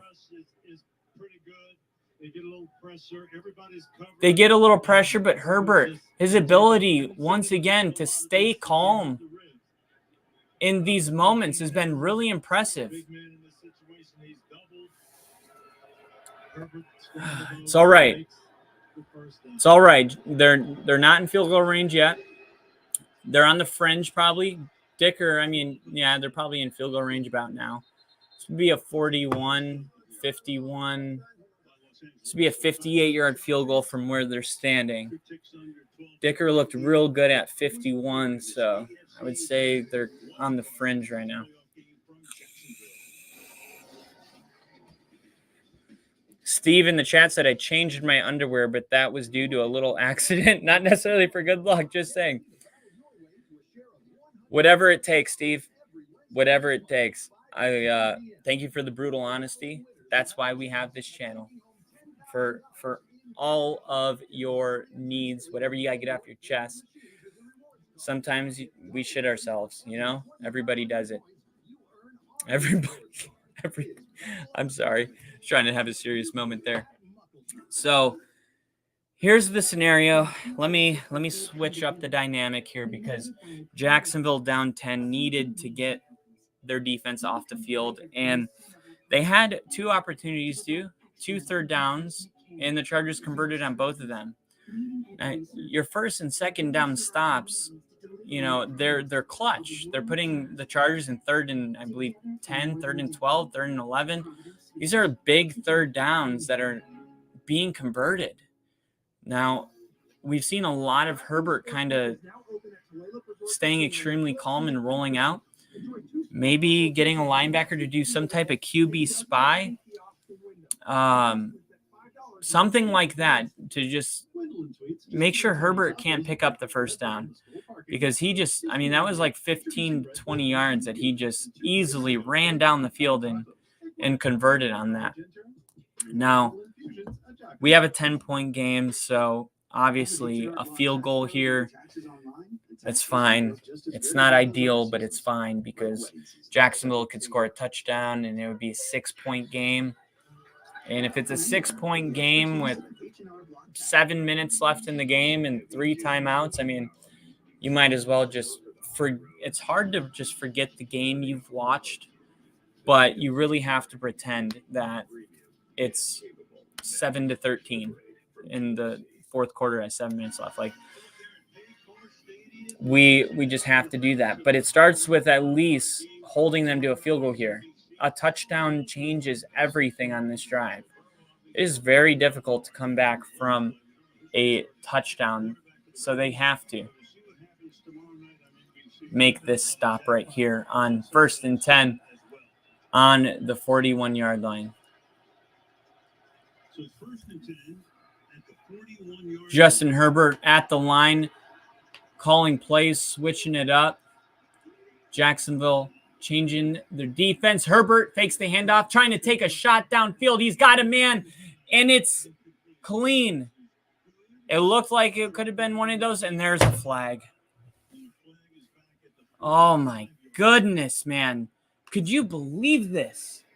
They were off the field with the 14 minutes in the fourth quarter. Oh, it's an eligible man downfield. Oh. God. I hate to take a turn down negative town, but this is a Jacksonville defense that was running off the field when they threw Justin Herbert to the ground and gave them life. We talked about it in the last game, game-altering penalties, not just game-altering plays. That penalty, Jacksonville trying to keep it from being a detrimental one. Herbert, shotgun formation, snaps the ball, scanning, looking, and that one is going to be batted down. And now it's going to be 2nd and 15. Clock stopped at 11:48. And we got Steve in the chat said, win or lose the second half effort at least made this game a good watch. Absolutely. This has been a really, really good game. And when you're down a lot of points, it makes every possession really important. And that's really what I appreciate about this game, is that every single down just feels huge. And that's really what the makeup is for a great game. Here's Herbert, shotgun, 11:48 in the fourth. The ball snapped. He's scanning, looking, and he throws. He finds his tight end wide open in the middle of the field. Like, how is he that open? Nobody within 7 yards of him in a whole circle.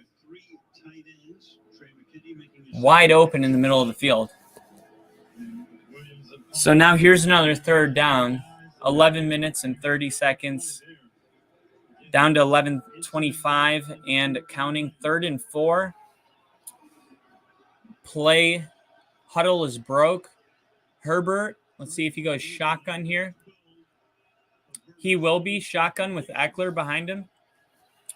And Jacksonville trying to send the house, and it's complete to Keenan Allen for another first down. And the Chargers are going on an extremely long drive right now. They are already over 5 minutes, it seems, on this drive. And this drive should have been over 4.5 minutes ago if it weren't for that penalty. Man, you must be feeling really dumb if you're Josh Allen right now. An opportunity to get your team the ball back to start the 4th down 10, and now Chargers trying to score to put the game away. Jacksonville needs to hold them to 3. Eckler's going to run this, and he's going to gain 5 yards on the first down. And the Chargers clearly just killing clock right now, and Jacksonville can't get off the field. For the life of them, they just can't get off this football field. He's going to come in, you'll see right here, and he's going after that football. Austin Eckler with a good job, both hands on it. Strong. Turnover. Come on, fumble, pick, sack. Put some pressure on this damn offense. Let's go. Herbert, shotgun. It's going to be a handoff, and that is going to be a run to Kelly. And Kelly, he gets contact after 1.5 yards, and he picks up a couple more. So it's going to be 3rd and short. And Jacksonville yet to get off the field on a 3rd down. They've gone up against, I believe, 4. So 1st and 2nd down, been pretty good. They've gotten them to a lot of 3rd downs. But for the Chargers, that's a really good thing. That means that this is taking a very long time. This is a long drive. I mean, there's 9 minutes left in the game. In the 4th quarter started. It was the 3rd quarter when they started this drive. Unbelievable. Herbert rolling out. Linebacker, a flag down. We'll see if this is holding. It's thrown in the outside of the end zone. It's incomplete. So finally something good for Jacksonville. But let's see what the flag is. Now this is holding. So what do you do with this? An automatic field goal if they decline it. Yeah, I agree. I agree with the declining because I think he would have made the field goal if he would have gone back 10 yards. I think he would have made that too. But just the chance that the Chargers convert on 3rd and 13 and keep killing clock and eventually maybe score a touchdown, it's too big of a risk. Keep it a 2-score game. It's a 40-yard attempt. See if he can miss this. Come on. Get there. Get there.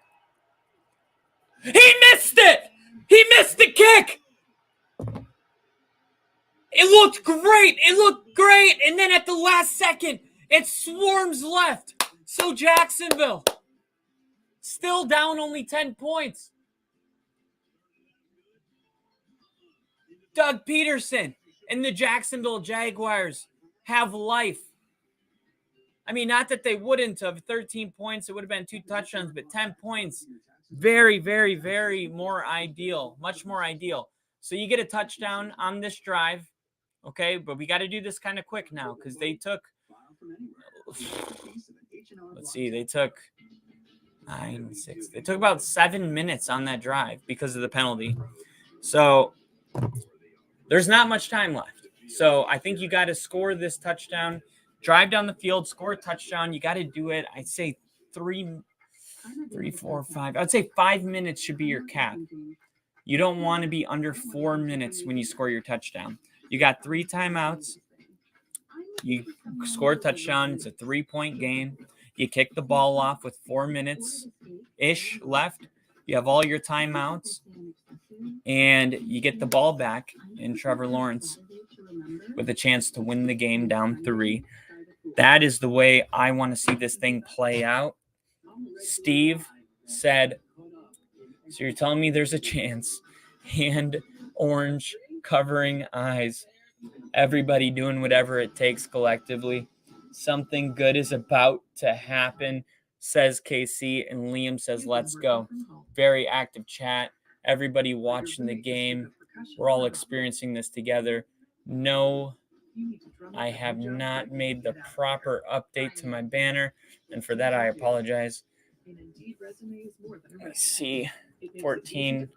So right now it's a 10-point game, so it is 30 to 20. Yes. Chargers 30. Jaguars 20. So there we go. So people click on, they know we're not frauds or delayed by a quarter and a half. Whew, man. This is a crazy game, man. You talk about being down 27-0. I think this is a very good situation considering how things started for Jacksonville. Learn all the ways to save with Amazon. All right, so here we go. The Chargers trying not to charger, and the Jacksonville Jaguars trying to come away with the greatest comeback in 30 years since 1992. Buffalo Bills, Houston Oilers came back from 31 points. And that was also in the wild card round of the playoffs.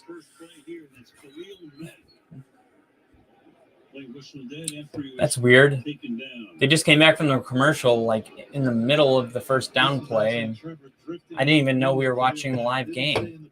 Unseen Pets said, oh, hello. What's going on, Unseen Pets? You're joining us in the middle of a crazy good game. Didn't start off ideal for Jacksonville, but here we go. 8 minutes and 12 seconds. Let's see. Clock is ticking. It was incomplete, but the clock ticks anyway. 2nd and 19. They're saying he was sacked. What is going on right now? Oh, Trevor Lawrence is saying he needs something to wrap it up. It looks like he's bleeding. So while there's a penalty, he's going to ask for somebody to do a really quick wrap, almost as if they're in NASCAR and they need to change the tires really quick.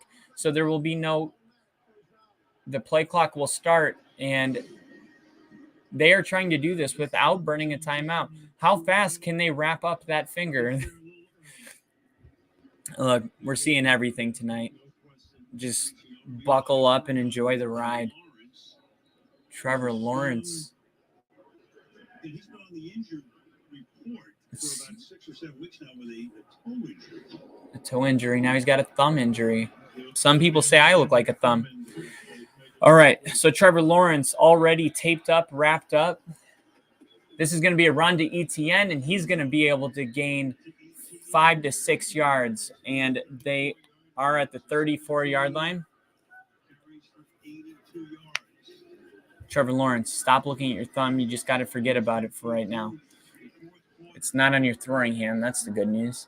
He's trying to go no huddle right now. There's 7 minutes and 33, 32, 31, 30. 2nd and 4. Jacksonville trying to start driving downfield. down 10. And a quick throw is going to be, looked like it was caught. Yeah, the official, I'm glad the official went with that because 2 Chargers saying he didn't catch it. But, yeah, I don't care. The Chargers got one. The Chargers got one.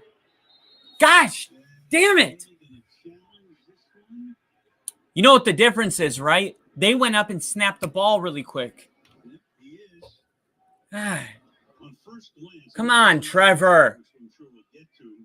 Just run the damn ball. You know what they're doing.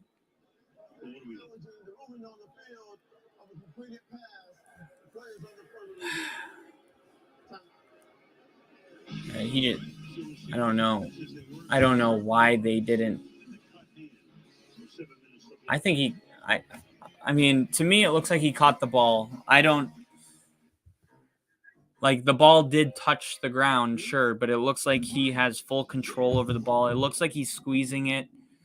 I mean, the only reason I say, like, go snap the ball is because the NFL, what they do is they slow plays down so slow that, you know, things all of a sudden look a little weird. And I just think that passed the old eyeball test. Like, let's just keep it rolling, keep it going, because we saw the Chargers clearly have an incompletion. I mean, it was clear.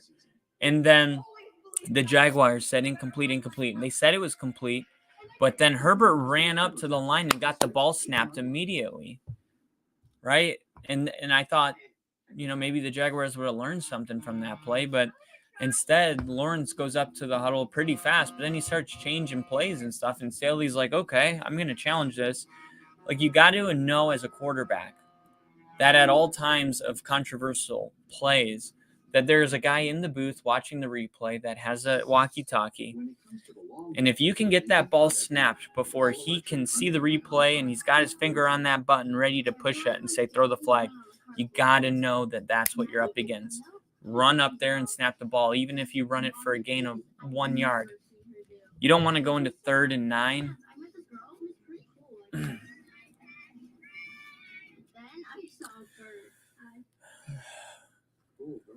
And Dad told us to put on sunscreen, and we had the best time together. Please don't come. Oh, man. Ball game. These are really good ciders, man. These are Bellingham ciders. We're not sponsored by them, but maybe one day we will be. This is a dry cider. I've had 1.5. Oh, cool. They kept it. They upheld the call. It's going to be a completed pass. And Jacksonville is going to continue with their first down, and the Chargers are going to lose a timeout, which leaves them with only 1. Yikes. So good. So you win some, you lose some. That was a big one. 7 minutes and 4 seconds left in this ball game. Jacksonville, about 10 yards away from midfield, about going into Charger territory on the 41-yard line. Trevor Lawrence snaps at shotgun formation, looking, scanning, throws it, and he just throws it. Kirk stays on his feet and gets a first down all the way down to the 47-yard line. 6:52, 6:51, 6:50, 6:49. Trevor Lawrence, no huddle, trying to call the play. Up tempo, giving hand signals, whatever this one is. All right. Trevor Lawrence, shotgun formation. Ball is snapped. Lawrence looking. Oh! Throws it behind his receiver, Marvin Jones Jr. Come on, Trevor. You can hit a check down. Don't miss him. This ball comes out of his hands. Looks like it's okay. I think he was just. What happened? I think he was just trying to avoid Joey Bosa from getting his hand on it, and it looked like 56 almost got his hand on it too. Trevor Lawrence is 6'6", so he's no short quarterback by any means, but These are just some big D linemen that he's trying to avoid, and that ball was a little off. Trevor Lawrence, shotgun, throws it, finds a wide open receiver, and that is Christian Kirk. And that's going to be good for a first down. Andy runs out of bounds. Great read by Trevor Lawrence. On Derwin James. And he puts the move on Derwin James. Obviously, Derwin James, one of the best safeties in the NFL, but not a cornerback. And now he's going to hit Ingram over the middle, all the way to the 10-yard line. And Jacksonville is about to score 6:09 on the 10-yard line. In Jacksonville, about to make this a 3-point game with less than, hopefully, 5 minutes. We're at 5:59, 5:58, 5:57. Come on, let's keep this going. Let's keep this going. Staley's calling the defensive plays. We got a chess match. Peterson. I would say Peterson's winning the second half. Trevor Lawrence cleaned up his act. 4 first-half interceptions, trying to move past all of that. Let's see if he can do it. It's 1st and goal. Shotgun formation. Sends the fullback in motion. He looks his way. Decides not to. Throws it over the middle of the field. Intended for Ingram, and it's called incomplete. Looked like it could have been a holding call. It looked like one to me. And it looked like one to Trevor Lawrence. Let's see this. I don't understand how it's not. You're pulling him. What are you talking about? Dude, I'm so glad Tony Dungy's in the booth right now, keeping it real. How is that not being called today? Find the refs. Trevor Lawrence scanning, looking. God, touchdown! Christian Kirk! It's a 3-point ball game! Jacksonville has crawled themselves out of a 27-point hole. An extra point will make it 27-30. What are we witnessing? It's been 30 years. 30 years since we've seen anything like it. And Duval is back in this ball game. Now, who will make the last play of this game will be the team that actually wins this game. We had Justin Herbert. Let's see what this flag is. I didn't even realize there's a flag down on that. Looks like is it Joey Bosa again? Dude, Joey Bosa is just being why'd he throw his helmet like that? You're such a fucking loser, dude. Are you kidding me? Then the equipment manager gives him his helmet and he throws it again. Be more like your brother. Oh my God. Take it out on your helmet. Take it out on the team. Jeez. Talk about an emotionally weak person. He seems like an abusive relationship type guy. Look at this guy. He throws his helmet like a child at Toys R Us having a tantrum. And then the equipment manager gives it back to him and he throws it again. It's like, what are you? Yeah, no shit. What are you doing, dude? Way to make it about you and then laugh about it. Dude, this guy literally stuck in elementary school because he was the best football player his whole life. I guess he never had to be nice to people. What a loser. Dude, did you just see how he acted?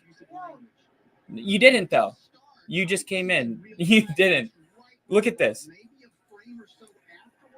And then he's like, yeah, who saw that? Did you see that? And then the guy picks it up and hands him his helmet back, and he does it again.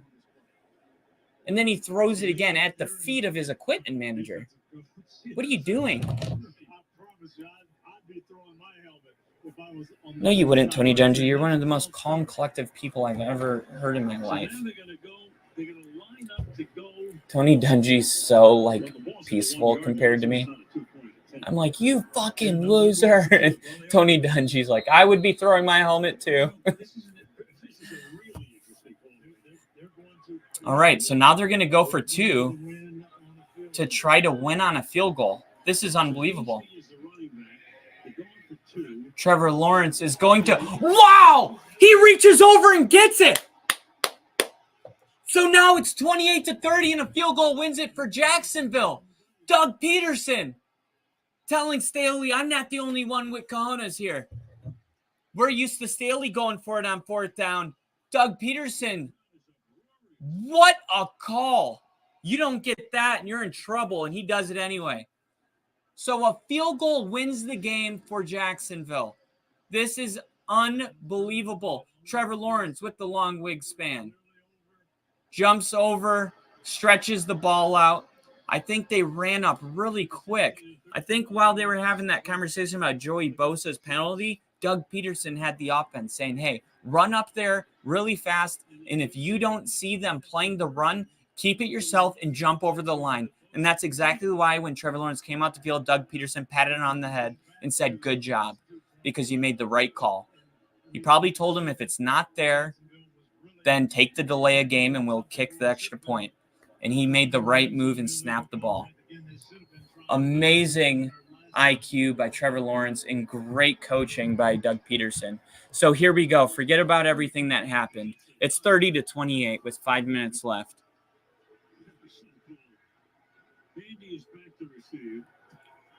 Phew.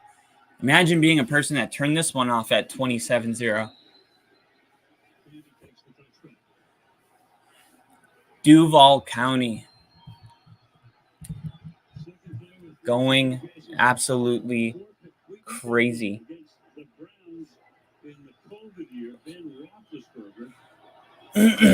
That's a great point too with Bosa's penalty, but that's what I mean. Like while they were discussing it, I think that they were like, hey, we're going to run this now because we're on the 1 yard line. Nice shades. Thank you. Shout out, Mom, for buying me in for Christmas. Actually, my birthday. Under center, Justin Herbert needing a stop. The Jacksonville Jaguars. This is going to be a fake handoff. Herbert looking, and he's going to get swallowed up in the backfield. Did he lose the ball? Okay, he holds on to the ball. So it's a fumble. Second down. A lot of pressure on the Chargers all of a sudden. The one team that we use the verb, the Chargers chargered, are on the brink of chargering in Duval. Justin Herbert doing his best to get out, but there's just people everywhere he turns. And Jacksonville's feeling themselves. The fans are into it. The place is rocking.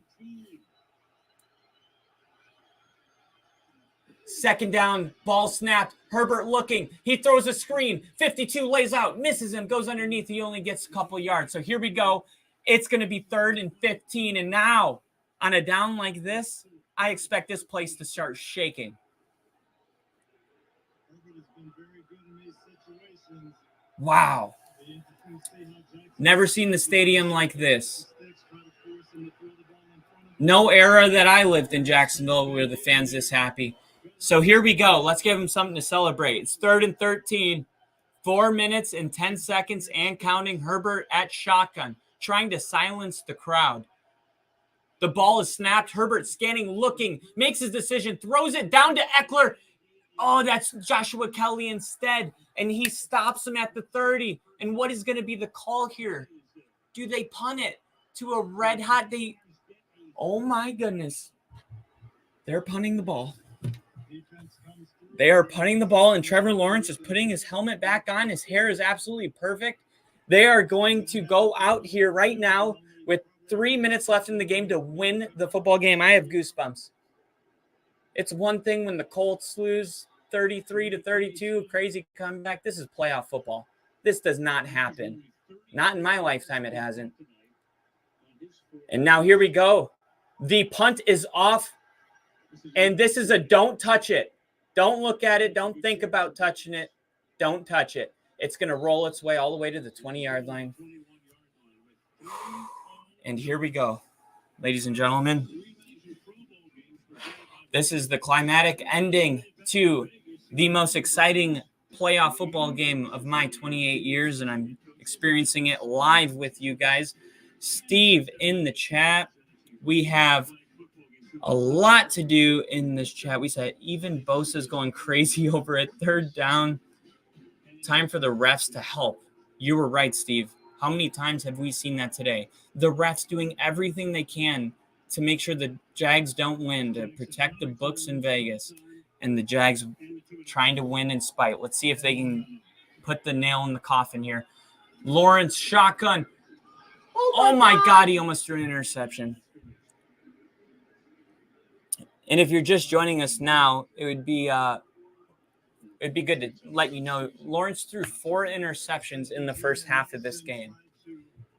At one point in this game, it was late in the second quarter, and Lawrence had 4 completions and 4 interceptions. You talk about a tale of two halves. That would have been the game right there. Wow, what a saving grace. Football gods like Jaguars tonight.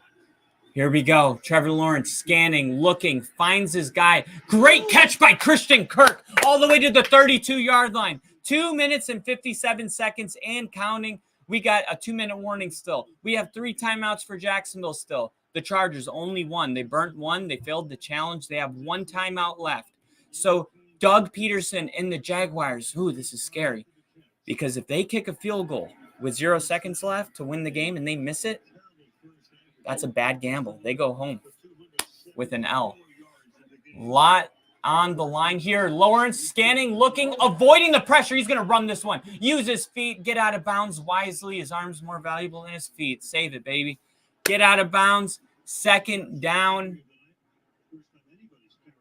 2 minutes and 25 seconds. The clock is stopped out of bounds. These next plays will decide what happens. The fate. Justin Herbert clapping hands in the sideline, trying to get his defense in the game. He's helpless over there. Can't do anything.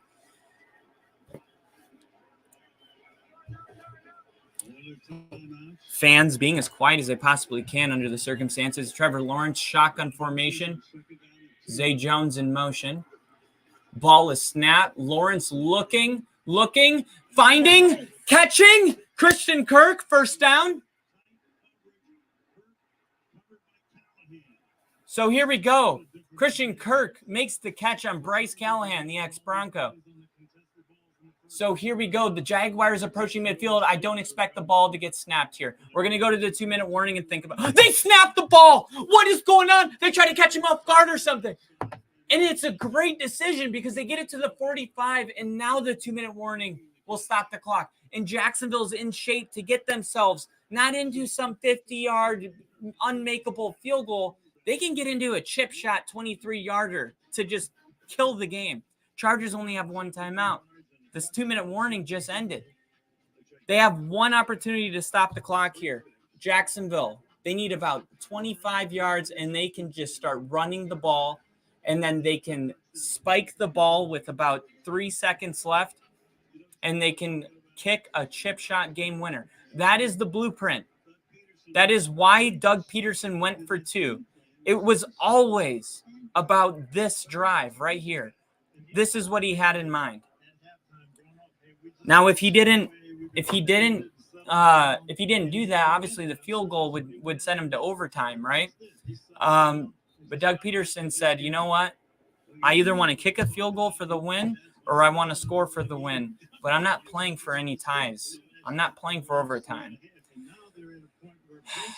So, man, I mean, the tension's so tight. NBC doesn't even hit a commercial break at the 2-minute warning. We stay in Jacksonville. We stay in the booth. You guys have stayed with me. Our views are going up. People are joining, no doubt. Trevor Lawrence in the huddle calling a play.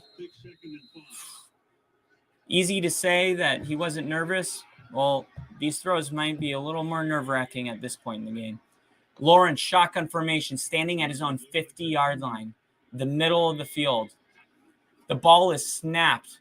It's going to be a handoff to Etienne, and Etienne gains 4 yards. That is exactly what they need.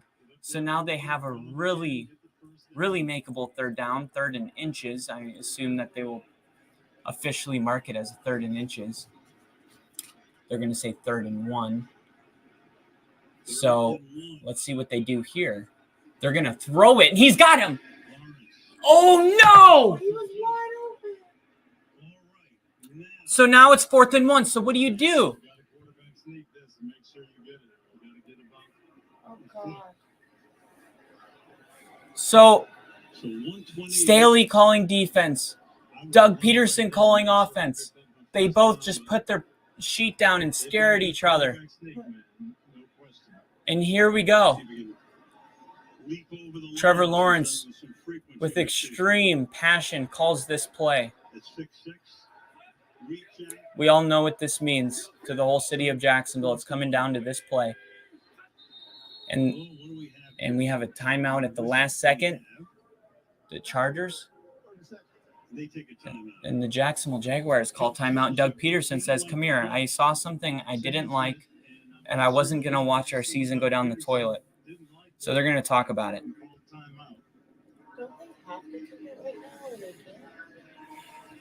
Kick what? It's like a 60-yard field goal. It's not very makeable. Plus, you give them the ball back with time to go get their own field goal. The mission here is to get into a more makeable field goal and to take all the time away. No doubt. That's the only goal in mind right now. It's 4th and 1. We're going to restart that. Resume your emotions. Trevor Lawrence under center. Looks like it's going to be a QB sneak. It's not. It's a misdirection. And ETN, it's a beautiful play call. And oh my goodness, Jacksonville's going to win this game. Jacksonville with the ballsiest call. Oh my goodness. They line up with 3 running backs behind Trevor Lawrence so that when he does the QB sneak, they can all go push him and get behind him. That's what you think until a misdirection happens. He's the ETN going the other way. Nobody saw this. And by the time the safety picked up on it, he wasn't fast enough and didn't have the angle. This is a great play call, a ballsy move, and it just might have advanced Jacksonville to the Chiefs. What a call by Doug Peterson. You, sir, are the Big Dick Patreon. If you watch Brandon Purr, you know what I'm saying. That is a man that was down 27-0 and had to go into halftime and look at those men in the face and get them to believe. And not just say it, but really believe that they could come back and win this game. This is it. They are about to call their timeout, and the clock is ticking, and both parties have mutually agreed that there is nothing more that they can do. The rest is up to fate. And ladies and gentlemen, no matter what happens, I just want to thank everybody for joining this podcast for perhaps the most emotional playoff football game that I have ever witnessed, besides Tim Tebow. So here we go. It's 2nd and 12. It's well set up. It's on the right hash mark. But Riley Patterson, does he have the ice? We don't know. Does he have the ice? We saw a lot of different types of things. He grabs his cross. He takes it out of his jersey. And he says, not my strength, but God's strength. Here he goes with the cross out and on the jersey for the world to see. Will it help? And now Staley calls a timeout, and he wants to kick it. And that, he said, no, you're not allowed to kick it. What are you talking about? You're not allowed to kick it. I went to the game on Monday night when Denver attempted a 65-yard field goal in Seattle, and they called a timeout. And guess what? We were allowed to kick the field goal, and we missed it left. And then he kicked the real field goal and still missed it left. So it didn't ultimately matter. But you're definitely allowed to kick the field goal when they freeze the kicker. That's part of the good news for the kicker. It's a practice kick. I can't believe they shut that down. And not only that, he lost his footing trying to kick it. Oh, Lord. And the kick is... Holy shit. Jacksonville wins! Wow! There's a flag on the play. They're saying it's offsides on the Chargers, and Jacksonville has come back from 27 points to beat the Chargers. Go home, Joe Bosa. Go home. Let me get a Duval in the chat. Duval! Jacksonville is going to Arrowhead to take on Patrick Mahomes. on the leg of his kicker, who takes off his necklace and says, not my strength, but God's strength. Trevor Lawrence with the most improbable comeback after 4 interceptions in one half of football. We thought that he lost his confidence. We thought it was over. Was he a bust in the first round? He comes back and says, no, I am that guy. I am him. I'm the first round draft pick. And Justin Herbert with an amazing game. But it's a tale of two halves. They don't get it done in the second half, and Jacksonville did. They won the game because of momentum and being at home and the leg of their kicker. They played a complete football game. You cannot underestimate this team playing with emotion going into Arrowhead next week. Anything is possible, even if this is how the season ends and they get their asses handed to them next week in Arrowhead. They are champions because of what happened tonight. And this was an amazing football game. Let's hit some of the chat. We got Liam saying, Duval. Steve with the Duval. Tyler Fink says Chiefs are destroying the Jags. Yes, probably. Liam says Duval. We just got Duval's blowing up in the chat right now. The Chiefs are a much different breed than LA. Jags are not surviving the atmosphere in KC. Probably not, but that's my point. It doesn't matter because tonight they're champions. It's like remember the Titans when they will always remember the night they played the Titans. The Chargers will never forget the night they played the Jaguars when they looked up on that scoreboard and it was 27-0 and nobody gave them a chance. And we sat here on a podcast and we wrote down the journey for Jacksonville to come back and we planned it out perfectly, meticulously. We had exactly what Jacksonville needed to do to win the game. It just happened to be that they did all of those things. We experienced that together. This show has experienced 2 of the greatest comebacks in the last 33 years of football in a span of 2 months. There are very good vibes on this channel, and the football we watch together will live forever in the Football Hall of Fame. Unseen Pat said, let's go. KC said, you can update the score now. Love it. Love it, love it, love it. Let me go ahead and update that. Let me do that. 31-30. Now, remember, this game is not going into overtime only because Doug Peterson decided to go for 2 last time they scored. I mean, it all just came into play. And why did he go for 2? I mean, it was because usually if you go for 2, you got to do it from the 5. Well, Joey Bosa throws his helmet. The flag pushes them to the 1-yard line. That's what gave him the opportunity to go for 2 in the first place. So, I mean, Joey Bosa losing his cool is the reason we're not in overtime right now. I mean, honestly, this is just the craziest dynamic I've ever seen in a while. He said, you can update the score now. Got you. Steve said, talk about momentum going into that Chiefs game. Absolutely. They are going to have all of the momentum. They are going to be feeling really good, and I think it's going to be a good game. Remember, this Chiefs team barely beat the Texans. They barely won against the Texans. They relied on their defense to score. They barely beat the Broncos. They lost by 3. I mean, I know people are really high on the Chiefs. I'm not that high in the Chiefs. My power rankings, I had the Chiefs at 5. I have Philly better than the Chiefs. I have the 49ers better than the Chiefs, and the Bills and the Bengals all better than the Chiefs. So if Jacksonville has to go somewhere and win the next game, I would actually handpick it to be the Chiefs. And I think they're inexperienced, they're vulnerable, and they're young on defense. And I think, hey, anything can happen. You know, the Chiefs got beat in Arrowhead by a Bengals team last year. Joe Burrow, he gets pretty much torn his ACL. He misses his whole rookie year. His real first year was last year. Trevor Lawrence's real first year is this year. And the Bengals did it to the Chiefs last year. So why can't the Jags do it this year? This is our new NFL. You might have missed it, but the days of Manning, Brady, and Rodgers, and Favre, and Breeze, they're done. There's no Phillip Rivers. It's Trevor Lawrence. It's Joe Burrow. It's Josh Allen. It's Patrick Mahomes. This is our new era. So don't be surprised when one of these guys wins in Arrowhead.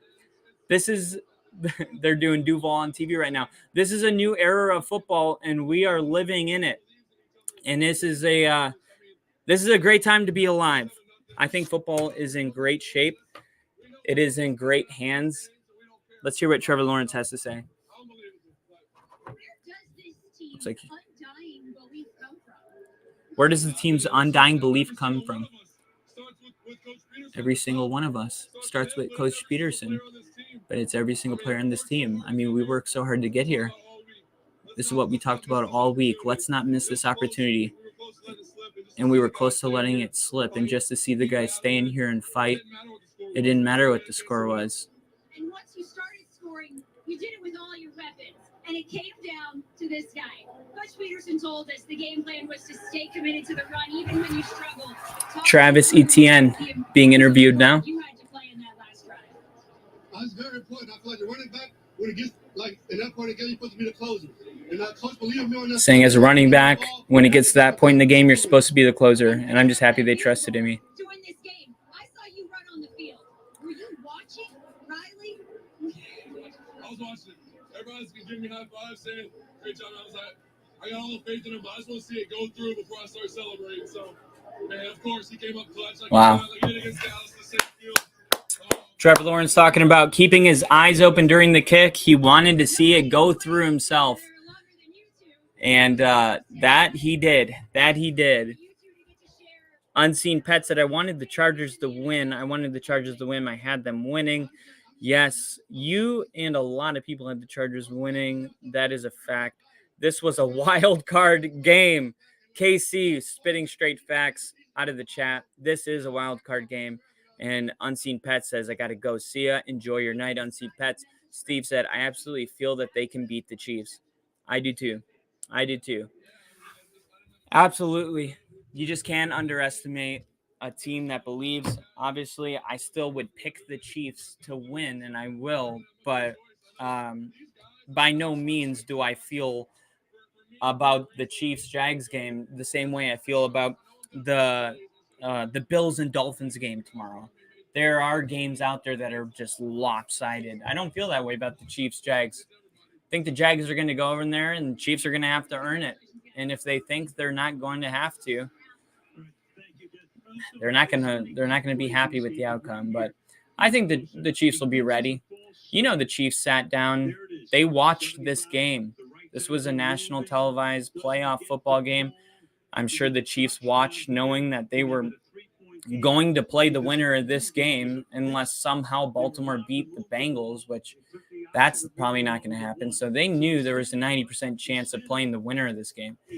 So expect the Chiefs to be all business when they get back to work on Monday, knowing that this is not going to be an easy win. I do not expect the Chiefs to underestimate the Jaguars. That's not it at all. But they are going to have to play their best version of themselves football to hold it down and get the dub. Because Jacksonville is coming to Missouri, and they're going to give you their best shot. So we got Steve. I'll hit this one. He said, that reporter looks so small next to Trevor, and she probably has heels on.